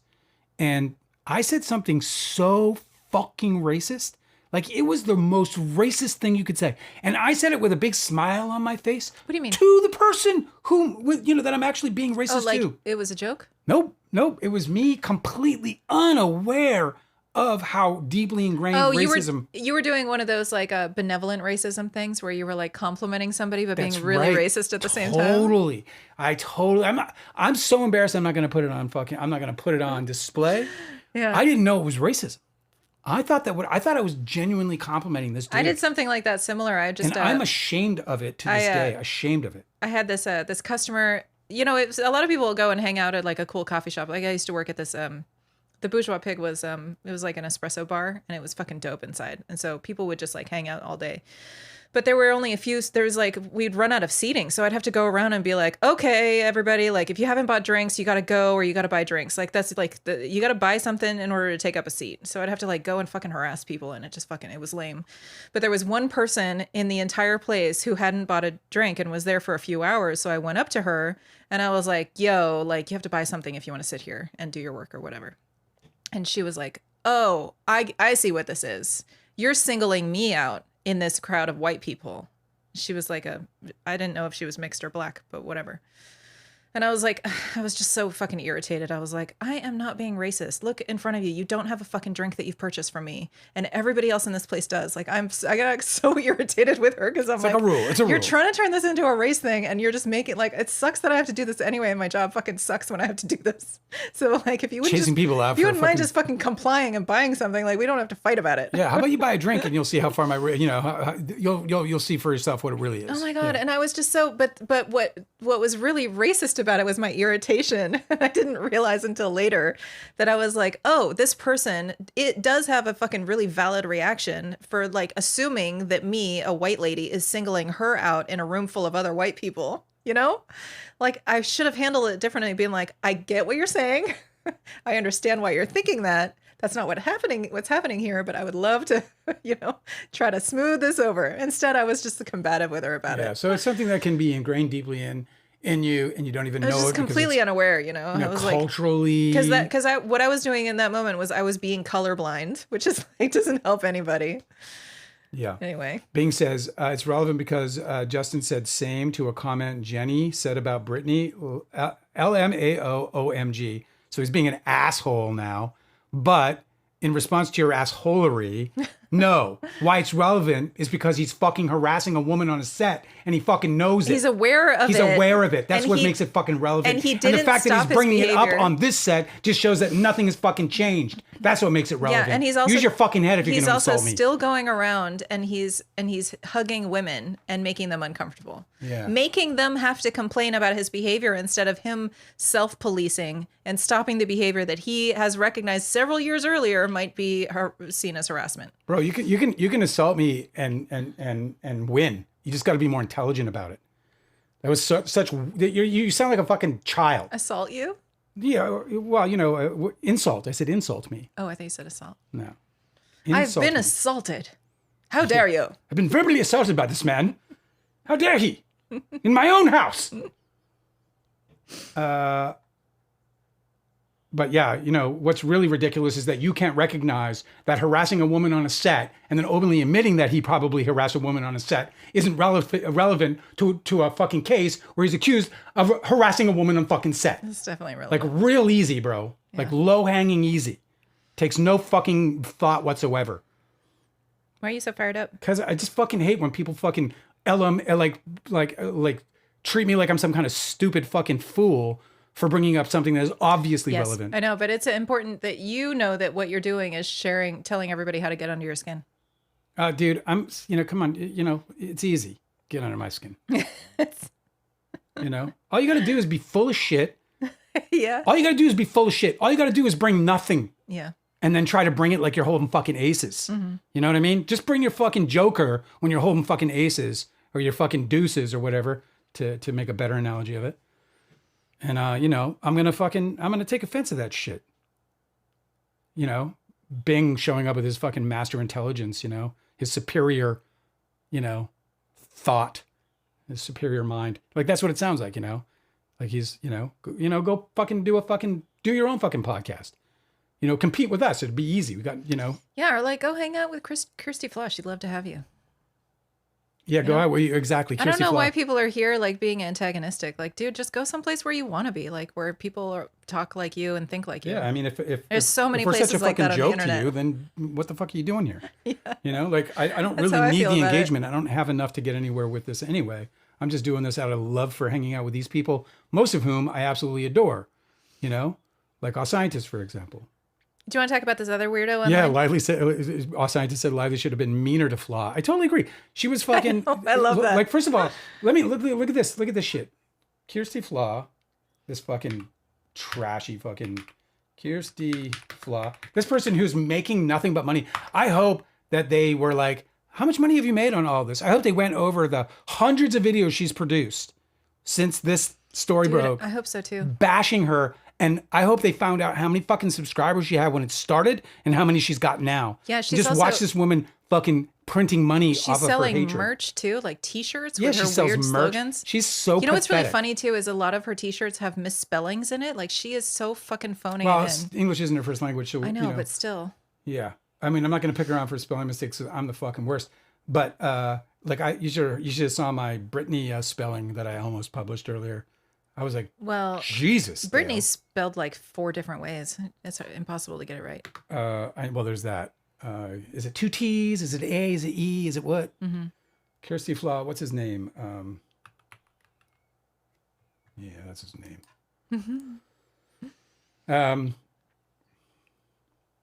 Norwegian reporter Kirsty Flaw has identified Michael Fassbender as one of her most difficult celebrity interviews. describing him as horrible during a specific encounter. Flaw, who runs she's just like, bitch, do something else then. Fuck off. Like if you fucking hate talking to celebrities, don't do that for a job. Maybe if she's got such a history of people not enjoying her interviews, maybe she's not good at doing interviews. At it. Yeah, maybe she should try to find another job. It's Because like, usually- hey, you know, I've been doing this surgery thing for the last 3 years, and everybody just keeps dying. Yeah, it's also like these celebrities that have to do this press, they usually go in like wanting to have a good time because it sucks for everybody, you know? So there's this sort of like there's this kind of camaraderie between the interviewer and the interviewee where they're like, okay, we're both stuck in this like same pit of despair together. Yeah. So it's usually really easy to like make light of it and like have a good time because that's what they're hoping to do anyway. You take a bunch of people who are like natural performers and you fucking ruin it somehow. Yeah, she definitely sucks at it. Feldbloming says, he says, oh, let me see here. Bing, because you don't believe a woman blindly, blah, blah, blah. Let me see. I got to try to catch up because they're going at it a little bit, these two. Bing and... Are you guys fighting? And Feldbloming. I'll say Feldbloming will win this argument with this guy. My money's on Feldbloming too. Like all of it. Yeah. Yeah. Yeah. The odds are ridiculously in his favor. You know, because you got to bring the real stuff if you're going to fucking argue. Let me see. Where are we? Evil Hunter. So to Delicate. People usually get backlash when they are promoting something. I don't know what that is about. Well, I can't follow this. I want to be able to get into Feldbloming. He says, I also take issue with your interpretation of the dance scene video. I was a woman trying desperately to get out of an MMA clinch. You saw flirtation. Weird. Yeah, he saw flirtation. That's your take on that? I mean, that's just nasty if you said something like that.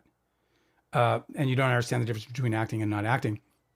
Also, you don't understand the concept of a script. And while the judge ruled and commented on this in a way that I think is incredibly irresponsible of him, because he said that directors have a certain amount of latitude when it comes to working creatively, and that if it's not specified in the scene, that doesn't mean that he's or she doesn't have the latitude, the creative freedom to be able to, improvise to the extent that he did in that dance scene. Telling your scene partner that you're going to kiss them seems reasonable. Beforehand. Before you actually just try repeatedly to kiss them. No, it's not reasonable. It should be the law. Yeah. Like you should have to establish the boundaries, and the boundaries should be known. It's absolutely actors don't have to be men or women. There is no good reason why Justin Baldoni didn't tell Blake Lively, okay, I'm going to kiss you now. Are you okay with that? And instead, she's like fending him off. She doesn't expect it. She's surprised by it. He's not communicating as the fucking director. And let me tell you, the guy was fucking at the point where she called him out. He wasn't even paying attention to where they were dancing in lieu of the light. She actually had to move them into light because he was so absorbed in this idea of this dance and what he was doing with her that he wasn't even directing the fucking movie. And he was doing that all while being out of character the whole time. That is such an underrated detail that I just think it's so impressive. And I don't know how she did it, but she saw where the camera was. She saw where the light was fixed, and she knew where her mark was, where they were in the light. Yes. And I don't know whether she never referenced like the sticker on the floor or whatever. She just She talked about the light. She just talked to, she says, you're out of the light. You want to move back and get into the light. And she was right. When she finally, when they shuffled back over, she was right. It looked way better. Yep. But like, how are you so good at your job? The good ones know that because you're directing from inside the scene instead of like from at the monitors, Here's the thing. When you're in a movie and you're in a scene. Yeah. Or not, when you make movies, when you're on the set, you can feel the heat of the lights. You can feel everything. The lights are so bright. You know how bright this light is. Imagine if it was pointed at you. Yeah. So, and this is not even that bright of a light in Hollywood standards. This is just a fucking, just a little key light. It's nothing. So you can feel it. You can feel it on your body. You can, especially old school actors, because those were fucking hot lights. Yeah. So you knew when you were out of the light. Yeah. Well, you can just feel you can feel the temperature, but you can also feel the light itself. And I know it sounds weird, but It's so bright. It's as if it actually, you can feel it. And, and so if you're aware of the light, it's actually an uncomfortable feeling. It's kind of like showering, and in most scenes when you see people showering, you'll see there's no steam, and that's because they're showering in cold water. But they don't look like they're showering in cold water. And to me, that is some of the greatest acting ever. Yeah. I don't know how they fucking do it. Blows my, especially when they just get in. Like you watch these scenes where they just get in, they're getting into cold temperature waters. And they don't once go like, ah. They don't go, they get in there and they're like, oh, this is the warmest, most beautiful shower I've ever been in my life. And it's crazy. Like 45 degrees or The whatever. mind control, Yeah. So, she found the light, she knew the light, and she was aware of the scene. And he didn't appear to be aware of the scene. He appeared to be zoned in on his character getting after this woman. Yes. And that was all he was zoned in on. And she had to correct it. And then, and additionally, she had to go, we all saw the video, but she had to, talk about what is a better concept for the character's first dance, giving tension, like give them tension, which is true, by the way. She was right. We were sitting there, I just meet you, you're sticking your fingers in my thumb, your fingers in your mouth. And I know they used that in the cut. I know. And I know that some people argue that they used it in the cut. So then Blake Lively's claims are bullshit. But I'll use my own experience in this one as well. Because when we made Don's Plum, and I've told the story before, Jenny Lewis busted out actual heroin, smoked actual heroin. We did not know that. It was not in the script. We did not write anything like that. There was no drugs written to be consumed in the movie whatsoever. She busted it out. I wanted to cut the scene. Artie Robb was not having it. The scene rolled on, and she smoked heroin on in her scene. It was an amazing moment to witness, frankly. I still disagree with it to this day. I think it was a bad decision. It's not a decision I would ever make. Maybe that makes me a bad director. But we still used it in the fucking movie, is my point. Despite my objection to it and my belief that it was crossing a line. I believe that then, and I believe that now. And I'm not, some, dude against drugs or anything like that whatsoever. It's never Aaron is here. He said, will R.D., David, or Todd ever be on the show to give other producer perspectives? Okay, let me get something straight about this though. Todd, as you spell it correctly, by the way, Tawd. Imagine that. That dude is nothing to Don's Plum. Like literally nothing to Don's Plum. You read the book. Did I even mention him in the book? The guy had nothing to do with Don's Plum. He shouldn't have ever been interviewed on the New York Post piece. And I told the director that because literally the guy he did nothing. He worked with David Stutman and he did two things, but they weren't relative to our experience beyond he co-wrote the original first 10 pages or whatever it was with David Stutman. I was not there for that. I did not hang out with him. I did not give him notes. There was no interaction creatively between us. And his father financed the first shoot. So those two, that's all he has to offer. Anything else he says is bullshit, sadly.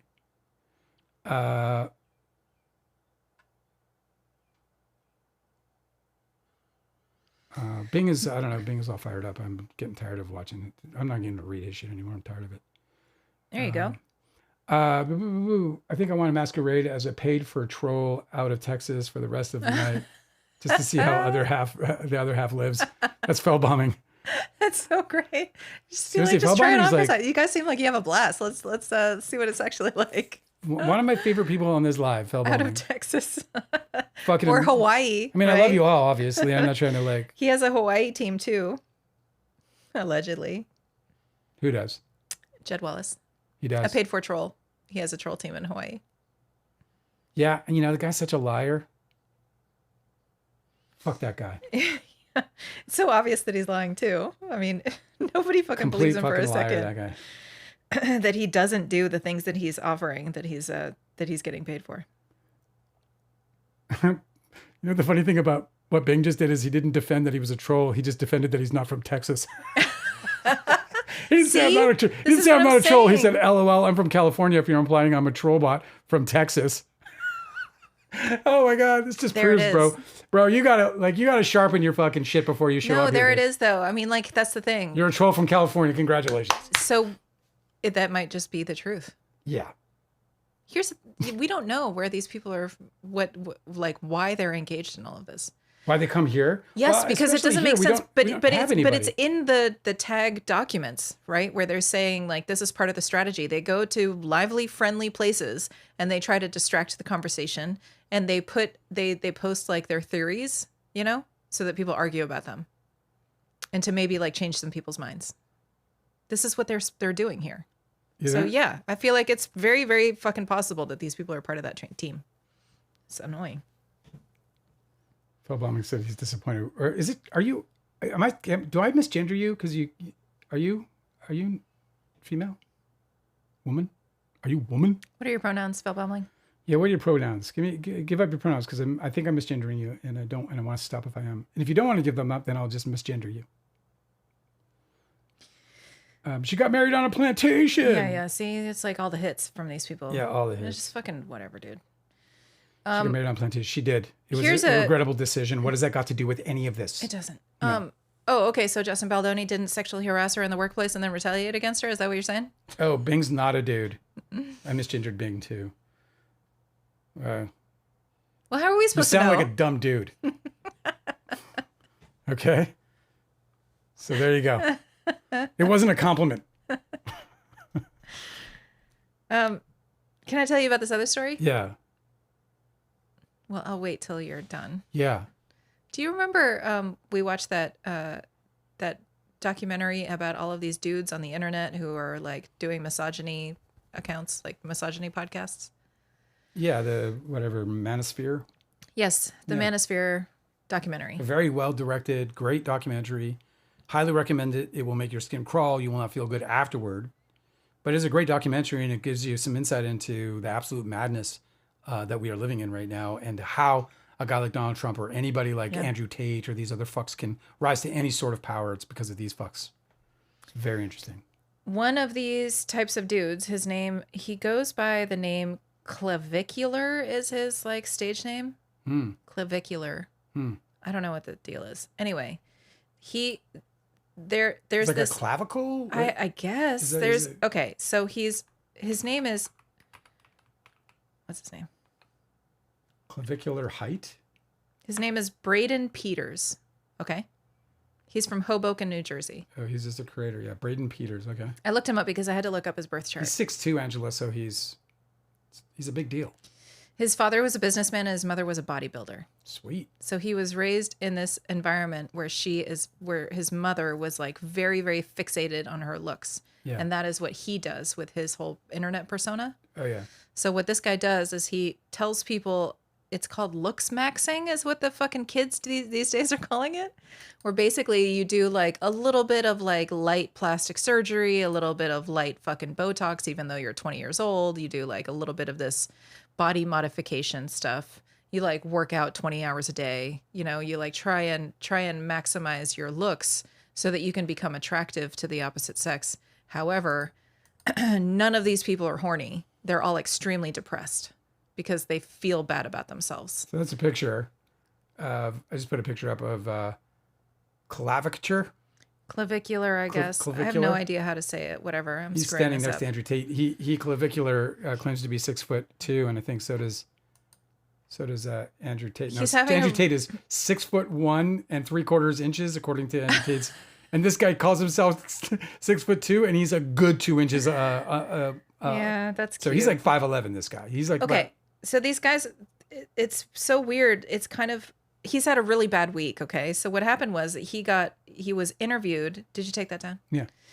He was interviewed by like some news network where somebody was sitting down with him and like asked him like, so are you an incel? Like, what's your deal? Like, what is it like? How do you feel about telling young men that they need to like modify their bodies? Or like, he literally talks about using machinery that will like do little small breaks in your cheekbones in order to like make your cheekbones bigger. Like he's actually telling has people a like rough scar future themselves. coming. Dude, he's got serious problems. Like when the aging actually starts to set in, because gravity, as because you're as gonna Radiohead put it so well, gravity always wins. yeah This you're gonna keep motherfucker- traveling around the sun, bro. You can't fucking stop time.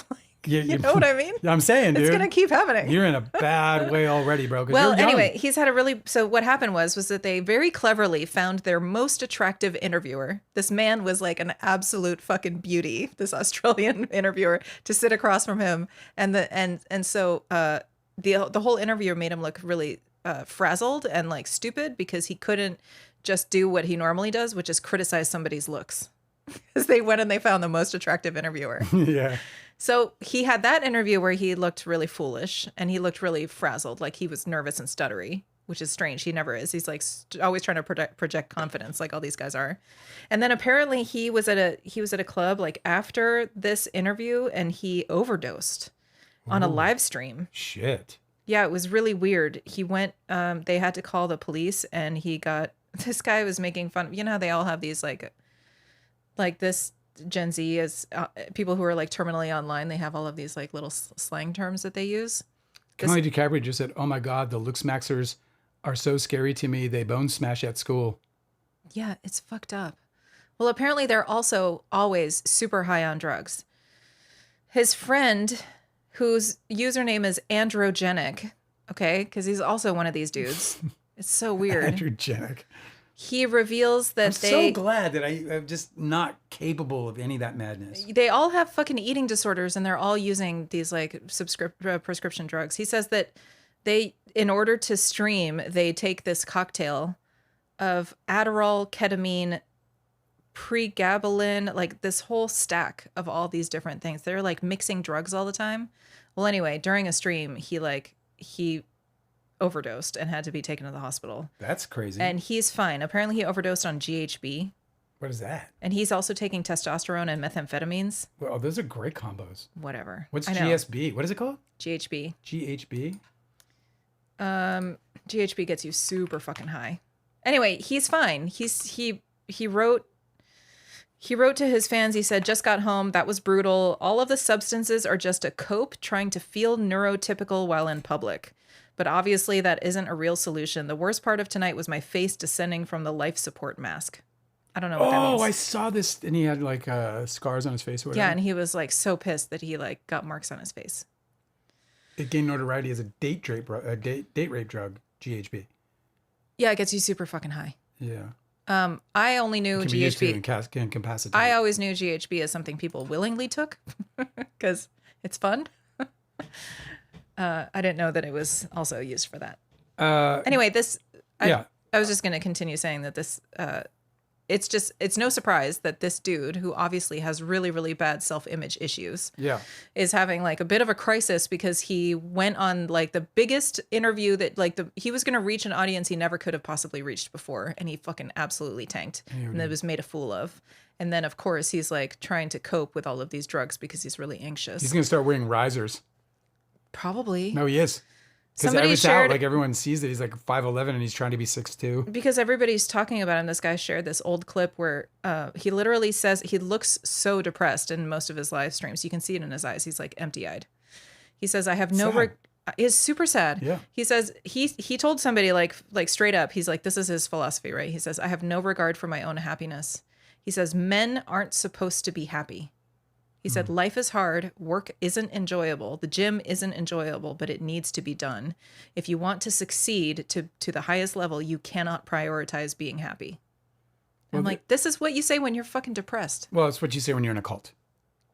You're in a cult. You're in a cult. And yes, a part of how cults succeed is they prey upon the depressed or the vulnerable in other psychological ways, people who suffer from disorders or what have you. So, he's just preyed upon like so many others. We were just talking about the reason why I went looking for his birth chart, because we were just talking about on our Patreon Sundays astrology session, we were just talking about Neptune and how it'll make people really fixate on what's wrong with their body, because Neptune is always gonna pit spirit over matter. So like the spirit over the body. And a lot of times people with really difficult Neptune placements will really start to nitpick and hate their own body or any body functions or any normal body things. Like just being a person who's trapped in a skin suit, right? Just having like a mortal, container that you have to walk around in is like completely displeasing to a very Neptunian person. Yeah. And I think that this is his problem. The kid's only fucking 20. Can you imagine what's going to happen to him when he reaches his 20 years old and he's his worried Saturn about, return? You know, he's fucked. The guy is just, he needs, well, he might not be fucked if he can get the help he needs, but he needs help and he needs it now. Like, you know, he might not make it because he might not see a future because it involves aging. And aging can be extremely difficult, especially if you're really bad to yourself going into it. Like I had no idea the things I was doing to myself later. Mickey Mantle said it best when he said, if I had known I was going to live this long, I would have taken better care of myself when I was younger. Right. And he's like he's doing all of these like drug stacks and he's like taking like testosterone. Bad. It's all bad. Yeah, it's all bad. You know, and he might see it, you know, manifest in ways that are, I wanted to get to this. Julia Cheatham, 2734 says, I get that smear campaigns are powerful, and they are. Like, you know, it's hard to, I mean, I think that during the Amber Heard trial, I fell for some of that stuff. And it wasn't until we recognized that it was getting out of hand that I started to draw back from, you know, the things that were clearly about smearing her and not about the actual trial, which there was plenty in there to deal with. Anyway, they are powerful, but I'm truly amazed, she said, at how many people are completely devoid of reason and logic. It blows my mind. Listen to this, man. Donald Trump said all those things about grabbing women. The Epstein files are very clear. He is all over them and they haven't even released them all. They're holding back the worst stuff. And he is wildly accused of some of the most heinous crimes you can possibly imagine by multiple victims, right? He lost the New York litigation against him for what is considered rape, right? Sexual assault on this woman. The jury found for the woman she was sexually assaulted by him according to the facts that the jury saw, and they they awarded her money for it, millions and millions of dollars, right? Despite all of that, it took him dressing up as Jesus to start thinking maybe this guy ain't right. It took that. It wasn't his crimes against humanity. It was his crime against a sky daddy that turned them into, and we're not even know. I'm sure, you know, I saw Mike, the Speaker of the House, Mike Johnson. He already said, "Oh, I had a talk with him about the insensitivity around that. It's fine. It's fine. It'll be all right." You know, so I think that this is what some happens of them are going when to talk themselves out of that because that isn't the problem with him. I think this is what happens when you're dealing with a population that lacks empathy. Like they legitimately don't care about harm that this guy does to other people because they also don't care about other people, right? Yeah. So like it doesn't bother them when people are harmed by his policies or by his behavior directly. Yeah. Because as long as it doesn't harm them, they're not going to get pissed about it. You know? Yeah. Like you can't convince people to care about other people. So the only thing that makes them mad is when he suddenly jumps off the ship of what they think is right and correct behavior to them. Like he's part of their club, but he did something that they don't allow in their club, which is to make a mockery of Jesus. Yeah, dude, it's you know, not quite the, you know, drawing an image of Muhammad, but it's getting there. So, you know, yeah, beef up security. Bing is back on my good side. She said that was easy. She said Andrew Tate is gross, and so yeah, I agree with you, and you're back on my good side. Yeah, he's super gross. Not just gross, but like just like malignant. Yeah, exactly. Dale Kid's like he graded a 13-year-old, and I heard the testimony, and it sounds crazy, bro. Like I heard it way back before the election, the first one. I argued with the director of the evangelical Christian movie that I produced. You've told the story before. I know. I argued with him about it. Yeah. So it was available. Right. That's the point I'm making, right? It was available in 2015. No, I know, but they're just going to put their fucking head in the sand. You know what? And it's not their fault because this is the way this is what Americans do, right? Like I don't know how there's this really great line from It's Always Sunny in Philadelphia where they Frank Reynolds, which is the Danny DeVito character. Yeah. He goes, man, you got to be a real piece of shit to be patriotic about being an American. Yeah. And that's it's a weird thing. I see people like, but you have to be completely brainwashed in order to believe half the stuff you're made to believe in order to be a patriot. And you're also not like, you're not in it to be better. Like why, like that's all life is. Life is about getting better. Like Some people view that as more money. More money makes better. Some people, material things, bigger house makes better. But however perspective you want to put on it, it's all about getting better. But to these fucking people, America can't be any better. It's the greatest country on earth. Yes, this the flaws is part of the can't propaganda exist. campaign. Yeah, well, so the flaws can't exist.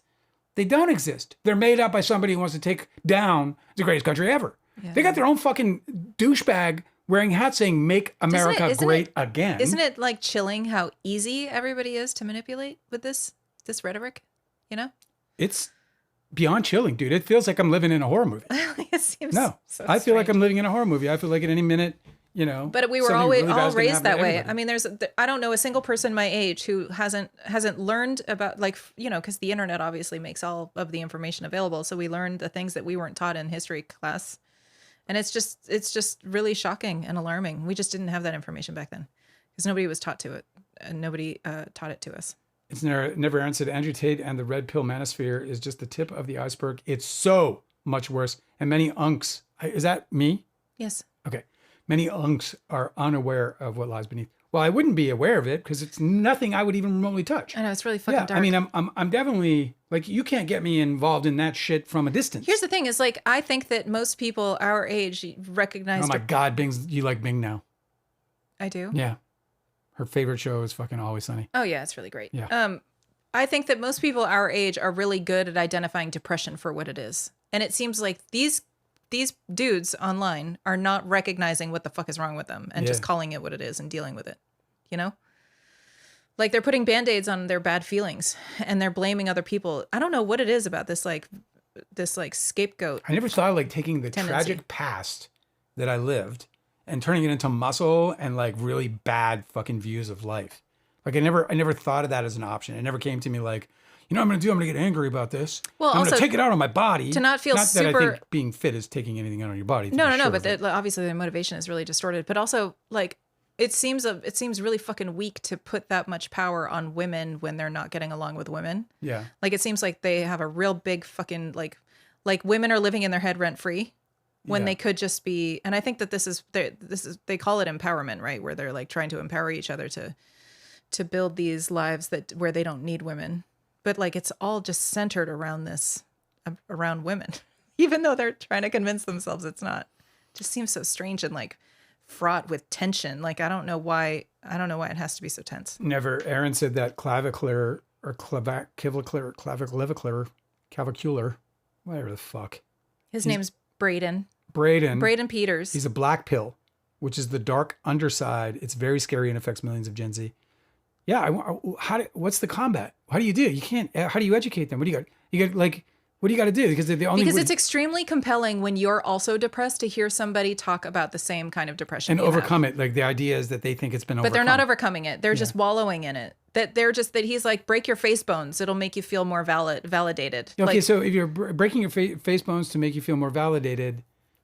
So it's about validation and not about feeling better. So you're going to always be unhappy. This is why it's still a Neptune problem. They teach this, right? They teach happiness is unreachable. This is why it's still a Neptune problem. All that they're doing is mirroring each other. That's it. They're not actually solving any problems. They're just seeing in themselves or in each other the thing that they have in themselves that hasn't been expressed properly. Because none of these people have been trained how to express their actual feelings. So all that they're doing is they're following these accounts because it mirrors back to them their dark feelings. You know what I mean? Yeah. It's not actually like purging any of it. It's not actually curing any of it. It's just like they're just like stuck in a whirlpool together where they're just like, yes, I have that too. Yes, that resonates with me too. But like nothing's ever getting any better because none of these people are like trained in like psychotherapy and they can't like improve. Like the fact that this guy's like mothers who are dealing with, being single mothers. Which I know this to be at least a problem for some of these people out here is they're fatherless. Like maybe his mother was very unhappy and she busied herself in bodybuilding and perfecting her human form and that made her feel better. And he was like, okay, that's a solution. I'll do that too. I don't know. Yeah. You know what I mean? But none of these people are fixing each other's problems because I don't know what's going to happen to them when they get older because all that shit's just going to get heavier and heavier and that vice grip is just going to keep tightening.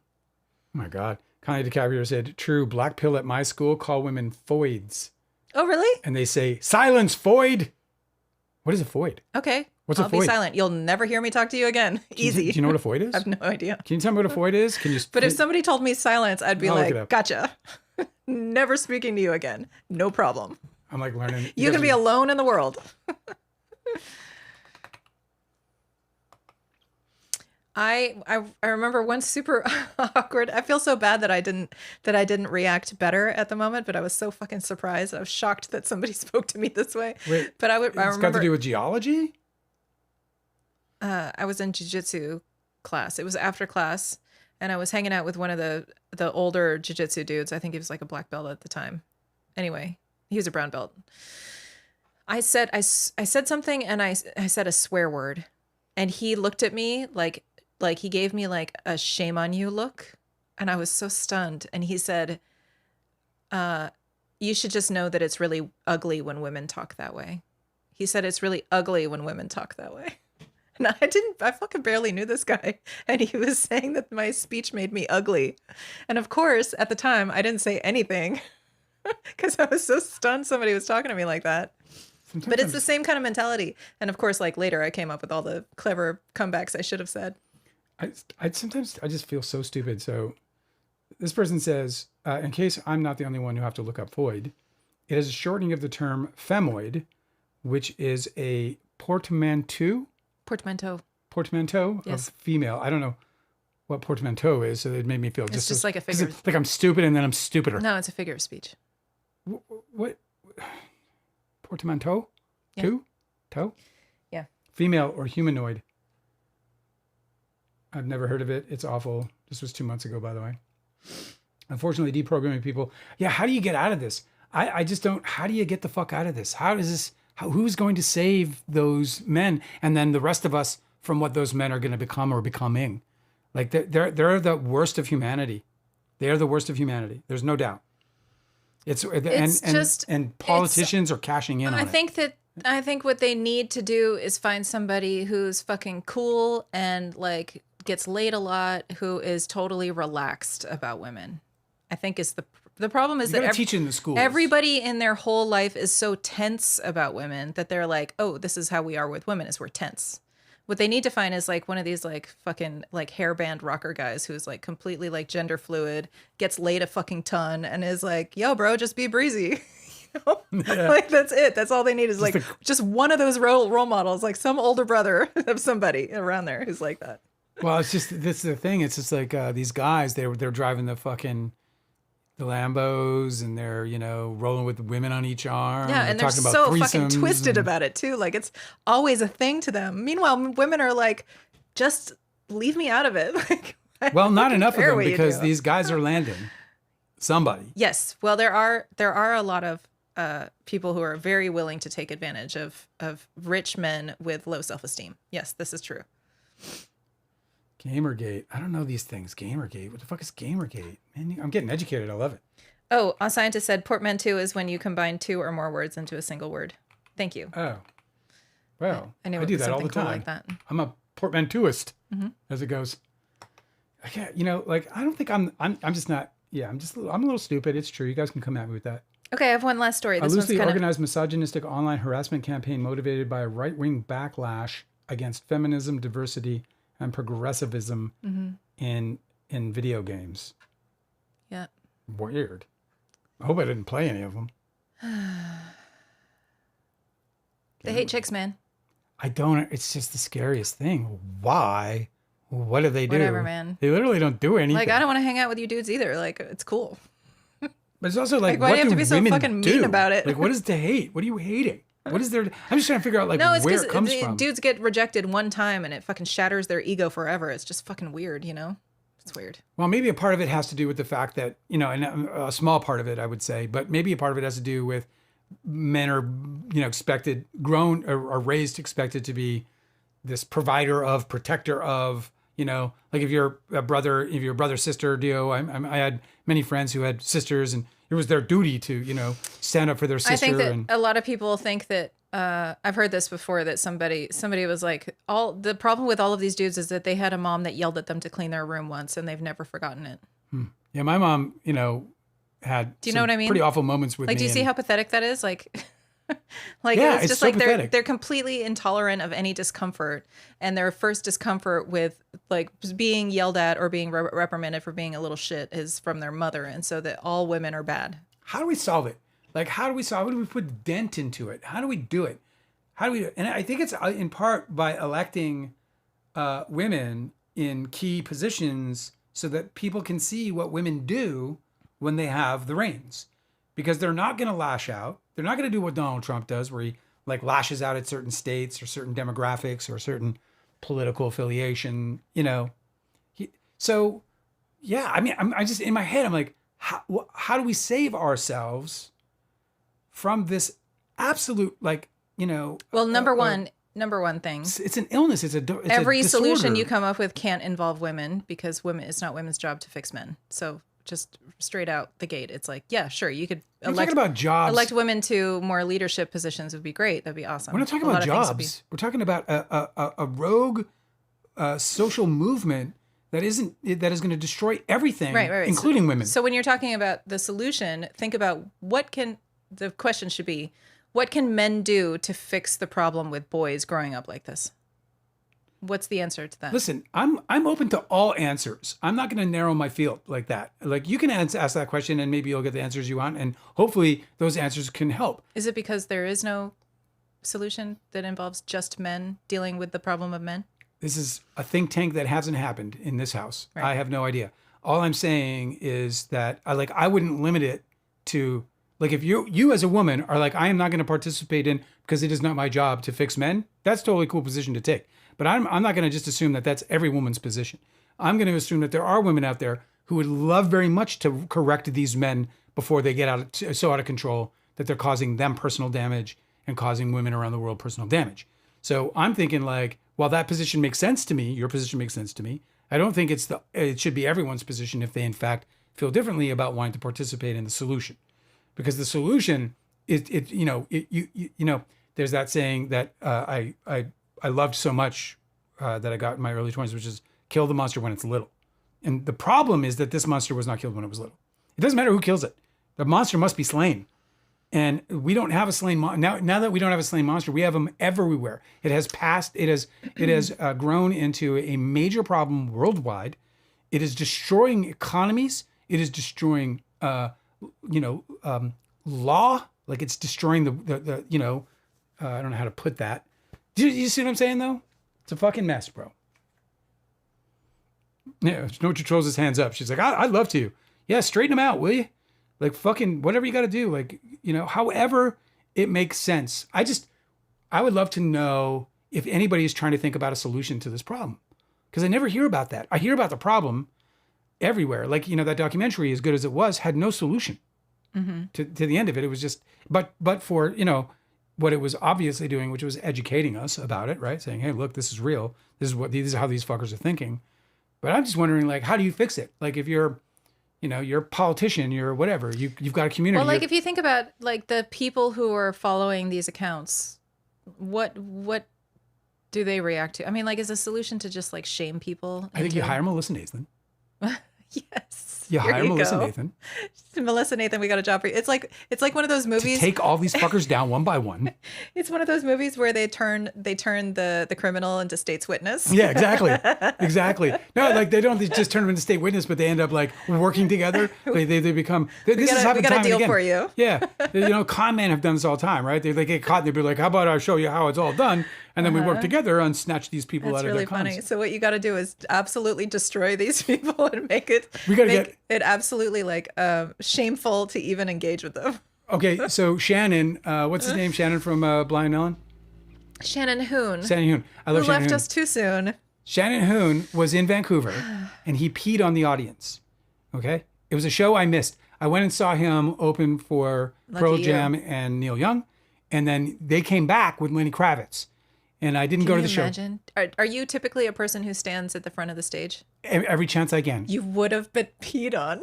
Yeah. It's horrible. So he peed on them. Oh my God. Yeah. And so he was charged with the crime. Yes, of course. And the answer, the Vancouver municipality, whatever it is, their punishment was 5 free shows. You had to do 5 free shows. And For they charity? Were, and they were for charity. Yeah. All the money was raised for like whatever this, So something relative. put Melissa Nathan to work Put that bitch to work. to get to destroy the reputation of all of these. Yeah. minister Restorative guys. justice, bro. Put her to work. Take these fuckers out one by one. Use your machine. You son of a bitch! It just might work. Right? Gotta find a solution, man. Maybe that's the solution. Maybe. I have one more story for you before we go. Evil Hunter said, I call her Evil Hunter now, but Evil Number. I like Evil Hunter too. You don't care about my last story. You just want to hang out with your friends. Which one? The last story you're about to drop? Uh-huh. I do. I'm hanging out with my friends too, Yeah. They matter, man. That's true. They're the only reason I come here. I'm not making any money, I thought this was adorable, so I decided to bring it for you guys. Maybe you've seen this too. There was an old lady who hadn't responded to her family reaching out to her. She's a 91-year-old lady, Oh, yeah. I love a this grandmother. story. Yeah. Her family was like, called the police, was They were like, yo, sure. we need to get a welfare check because for sure She's grandma has passed. She's dead. Because she's not responding. She's dead. And we don't want the flies on the windows. No flies on the windows in my grandma's house. So the fucking cops show up, knock on the door, No no answer. answer. Looking grave. It looks bad. They're like, okay, we're going to go in. So they get inside the house. Yeah. They're searching all the rooms. They don't see her in the kitchen. They don't see her in the living room. They're like, okay, well, we got to go further in and find her. They find her Yeah. in the bedroom. Yeah. And she is fine. Oh. And she was apparently in her room breaking her personal record on a video I game. love it, dude. And she Come could not on, be dance distracted. with me. Love it. So the cops, like in the 911 call, you can hear them talking to the dispatcher, just being like, no, she's here. She's playing video games. I 91-year-old grandmother. love it. It's the best. That's the best. She was story. like, you pesky fucking kids, leave me alone. Would you mind? Can you imagine if it like fucking she was just about to break her PR? Yeah, I know. And the fucking cops are here. She's like, oh shit. Her God fucking, damn it. Her fucking life level. What's it called? Whatever it is. I've been working on this for 3 fucking straight days. I haven't eaten. She's in the boss fight when the fucking cops show up. That's the best story. Well, they always. It's so funny because like, and I understand because these young men, they become men and they get married and they have a child and they've got a mortgage payment, and so they always come back into our gaming and they're always like, "Hey, is 35 years old too old to be playing video games? Because I got a craving, I got a hankering." They know it isn't. They just want to say hi and be like introduced. And it's always guys like me who are like, "Dude, I'm in my they're mid 50s and I'll never stop." Because I game, I love gaming. They're just trying to get petted. That's all. Gaming is forever, bro. And not to mention that it is one of those activities, though it doesn't like rank as high as making music, which I also do, or writing, which I also do. So I actually engage in a lot of the anti-aging, mind aging activities, but for the occasional rolled up one, right? But gaming is on the list. It's like, fourth up or, third or fourth or fifth. But it's there where it's like, hey, man, gaming is good for you. Especially, this actually a recent study. Gaming that is not competitive-based gaming. In other words, we're not shooting and Like killing and like puzzle where there's stuff? stress. But rather like, puzzles or like, Animal Crossing kind of games. Yeah, what was the name of that one where the little boy is like he's being like chased by federal agents and you just see his little it's like one of those slide rollers. What's it called? Yeah. Oh fuck, that game is What is the name of great. that one? I gotta remember it now. That one was so great. Yeah, it's amazing. I love It's like that a one. short game. It's like a 9-hour game. I know. I or want you to something. recommend it though. What's it called? Will you look it up? Oh, fuck. There's 2 of them. They made a sequel or a prequel or something. I'll try to remember it as we talk a little, as we wind this down to the last few minutes here. It's never ends says, I don't think a person can ever grow out of games. Like how you can't grow out of movies. Like how you can't grow out of movies. Yeah, exactly like that, man. My dad stopped gaming because he was like, he just didn't have the motor skills anymore for it. He was like, I remember I went to his house, what was it, 15 years ago, and he was in his 70s. And we were playing Wii golf or whatever. And, my dad doesn't understand that he's like holding a controller and he doesn't have to swing the club like he's trying to kill everybody in the clubhouse. So he was golfing like he was like a bad golfer and just swinging with and he was like, I'm too old for this shit. And he sat down on the couch. And it was kind of the last time he really played video games. And I was trying to convince him. I was like, Dad, you can just swing it. Oh, I found it. It's called Inside, right? Yeah, Inside. Inside? Is that it? Yeah, I'm pretty sure that's it. It's been a few years. I love that one. Inside. Yeah, and they did a sequel called Limbo. Limbo. Oh, they're both great. Well, Inside is great. Limbo is even better. They're both great. Inside and Limbo, guys, if you haven't played them. But wait till they go on sale. They're old games. They deserve to be bought on sale. I'm a big sale guy. I do I got too many games that, I have like a library of games and I'm just like, oh, fuck, I shouldn't have bought that because I've decided I'm not going to play it after all. M. Serrata says you should try Helldivers 2. It's great. Helldivers, yeah, I do. I don't have a 2. Ooh, It's Never Aaron said Overwatch is my favorite game. That's a good one, right? Yeah, Overwatch. You used to have that screen, whatever, the screensaver, just on the TV all the time. It was so pretty. Oh, I never really played that. No, I never really played that because it's a multiplayer first-person shooter. And I like those. I like those games very much. I used to play, COD like everybody else every fucking day of my life for hours and hours and hours. And I Did you read it. this Phil Baumling comment? No. I have a friend in Florida. She's in her late 70s who is terrified that her future nursing home will not allow her to play World of Warcraft whenever she wants. Oh, that'd be fucked up too because that game's a little bit different than like just get, your little handheld. I Like, mean, you if need she a wears PC. headphones, it should be fine. I'm sure that's so funny that the nursing homes have changed like over the last few years, and I'm sure there's a lot of old people gamers in there now. I mean, hopefully she has money. Does she have money? If she has money, you'd be like, this is how it's going to be. Yeah, you're gonna let me play my game, There's going to be a PC in and that I'm gonna corner. leave you alone. I am a healer. I am a healer. It is my job. World of Warcraft. How many hours did I do on thousands of hours on World of Warcraft? I spent Really? thousands. It was the greatest time actually. We had a massive guild. We were called Cataclysm. That's a good one. We were Cataclysm and I have a problem with I can't play video games because I suffer from procrastinator's guilt because I'm constantly procrastinating and I'm constantly feeling guilty Here you about are it. doom scrolling now. You're like I can't play video games. You're like, oh, that's hilarious. I'm like, I know it's a problem. I have a problem. So play if video games instead. Then I know. I shouldn't. you should. We should. I will play games with you. We could become a terror, or we could become like the healing couple. I just wish that there was like a product that at the end result, like that there was something that you were actually doing that was, fucking productive when you're playing video games. Because I would do it all the time, except it just feels like I'm not getting anything done. Conley's asking if Leo plays games. I imagine he would.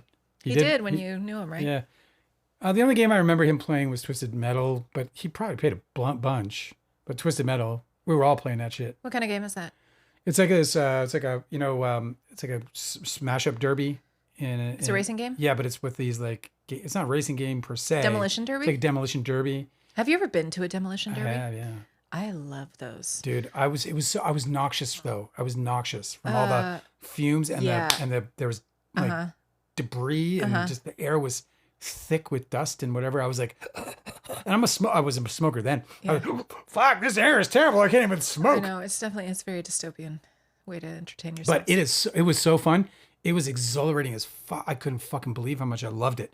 I wanted to stay. When it was over, I was like, it was like my favorite band just left the stage. I was like, no, it's over. I used to love going to they did a truck one. This was like in monster trucks. It wasn't monster trucks. It was just like half tons just smashing into each other. Crazy. It was fucking. I used to awesome. go to Monster Jam, the monster truck show. Yeah. Every year that they used to take over the baseball stadium in Anaheim, the Dodger Stadium. Yeah. Is it no? Dodgers is in L.A. What's the one in Anaheim? Angels. Oh yeah. Whatever that the Forum or something. And they would there was a couple years where they did Demolition Derby beforehand, and that was fucking dope. And then, but most of the time it was motocross, which was also super fun. Yeah, that's all fucking neat. I went to I had a friend, this guy I met hiking actually. It was awesome. We were in a rainforest, and he was like, he loved me because I was like, we saw fresh cougar prints, mountain lion prints in the. That's freaky. Yeah, well, what we had this girl who decided she was going to bring cocktails to a fucking rainforest. So she packed like 90 pounds of fucking gear. She was soaking wet 75 pounds of this thing. I know, but it's so relatable to be like, I'm going to have the best time. Long Island iced tea and beer. She was like, you know what I want to do today? I want to go on a hike into the middle of the woods. And when I'm there, I want to have a drink. In glass bottles. It's going to be perfect. I'm going to make you guys drinks. It's going to be wonderful. You'll never forget it. In glass bottles. So everyone was going to make her pay for it. At first, we were like, no, carry your own shit. So she's dragging it through the trail. I mean, it was a mess. We're like, we're not carrying that shit. That's not a way to get somebody to share. Hang on. Let me tell you the story. The story gets good. So, but we were going back and checking on her because she was like definitely way, way behind. She's exhausted. And then we found the tracks. She was being hunted by a mountain lion. So I started jumping around and like going, wow, like a cat, like jumping. I was jumping on fallen trees because I had my roommate he was an ex-forester and he had these cork boots. You know what cork boots are? With sharp spikes in them. Yeah, they're like what loggers use. Cleats. But they're like boots all the way up your leg. Dude, I was the most mobile guy on the planet on this fucking, like, awesome. Rainforest is a slippery place to be. I was jumping on these fucking fallen trees, like with grip, I could like scamper up them. It was amazing. And so I was making all these like, wild cat sounds to try and chase away the cats from eating Shannon. And not you, Shannon, if you're here. I don't think you are, but if you listen later, it's not you, obviously. And so we ended up carrying her backpack for her. We're like, fine, fuck it. Once you get eat by a cat. So we took her backpack and we each did shifts on it until we got to our base camp. She made us all cocktails that night. Yeah, goddamn right she did. We all got cocktails that night.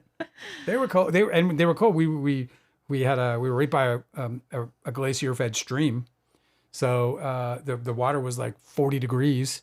So we just put the bottles in the water and fucking. Oh, that's nice. 20 minutes later, we were having like cold ass cocktails, and everyone's like suddenly Shauna's friend. No, everyone's like, her name was Shauna, not Shannon. That's right. It's easier to carry it all back if it's empty, Yeah, exactly that. All right, let's finish up here. Feldbaum says, Dale, before you and Angela go, I wanted to clarify that I am a male. I knew it. That word saw was replaced with was. A typo made me sound female. Yeah. Okay. Right. Good. I was feeling bad because I already misgendered I got the typo. I just didn't correct him. And I think it was clear. Anyway. Besides, I'm a Rush fan, which should be a huge indicator. Well, I did go see Rush, and the one time I did go see Rush, were there any women I did see in the women. crowd? It is entirely possible they were there against their will. Oh, that's funny. I can't play Rush in the house, more or less. Like I can't play Fish, I can't play Rush, not without protest. With the headphones, you can play anything you want. Yeah. I will never deny you any music you want to hear, even if I don't like it. Yes. I won't play music that you don't like. I think that would be rude to do. You won't know. Yes, but if I did know, I wouldn't play it in the house in our shared space because that would be rude. Yep. And I don't want to be rude. I would never do that to you. Because so what I would do is I would put on headphones. I want you to have and then I would listen to the music that I want to listen to. I want you to have a space without bothering you. That you can do anything you want in as if I wasn't here. I want this to be your ideal perfect house. Yes, but you don't have to be a martyr about it. You don't have to be self-sacrificial. I'm not. You can just be like, hey, play some music that you want to listen to with your headphones on. It's flexibility. It's a compromise that everyone would be willing to make. I learned a long time ago that flexibility is power. That the more flexible you are, the greater life is around you. You listen to me. If I'm ever listening to music and you don't like it, you're supposed to tell me. I never will. I never will. You know what I'll say about it? What music have I listened to that made you suffer through it? I'll never tell you. That's so stupid. Why wouldn't you tell me? Why? Because, well, first of all, I'll say this about that specifically to you, and I'm not going to even mention who or what. But there was a band, a couple of them actually, that you played, and I was like, and I was like, okay, whatever, not my thing. It's cool. Why didn't you tell me? You know what happened? It's not like I'm going to be hurt or anything. 4 or 5 times into it, like through the years, I fucking think it's pretty good shit. It took a while. You're not going to tell me what it is? It grew on me, and now I liked it. Who is it? Now I like it. I'm never going to tell you. I never want you to feel inhibited about playing anything. Why would you not tell me what the band is if you turned out to like them? Because then you can match genres, and that I'm not doing it. All of a sudden, you're Dale's keeping secrets. I want you to. So what they say about Scorpios is true. I want you to live secretive. I want you to live happily ever after. Deceptive, even. Your happiness is my goal. Your happiness is a part of my motivation in this life. That's why I make. That's why breakfast takes 2 hours to make. Because I want it to be so good. You could listen to Rush the whole time that you make breakfast. Instead, I listen to fucking books about astrology. All right, you guys. I think it's time to go. I'm tired. I'm sorry for my shaky start. I know I was a little off when I got this thing started. I don't know what was wrong with me. And I'm just going to apologize for it. Won't happen again. Probably will, but it won't. I love hanging out with you guys, even when Alan is, out and ruining it for everybody. I do hope you'll join us again. We'll be back on Friday. Yep. And between now and then, we are going to watch Survivor and the season finale, and we'll be bringing some tiny pineapples of The Pit. Yep. I hope you guys had a good time tonight. Despite my slow start, I felt like we ended up pulling it together and had a good time. I had a great time. I'm so glad. Your happiness is the most important thing to me. I think I've made that clear. We're a weirdo. I truly love and adore you and enjoy every night that we get to spend together. And I can't wait to come back. Until then, may the winds be at your back and may you live every day with passion.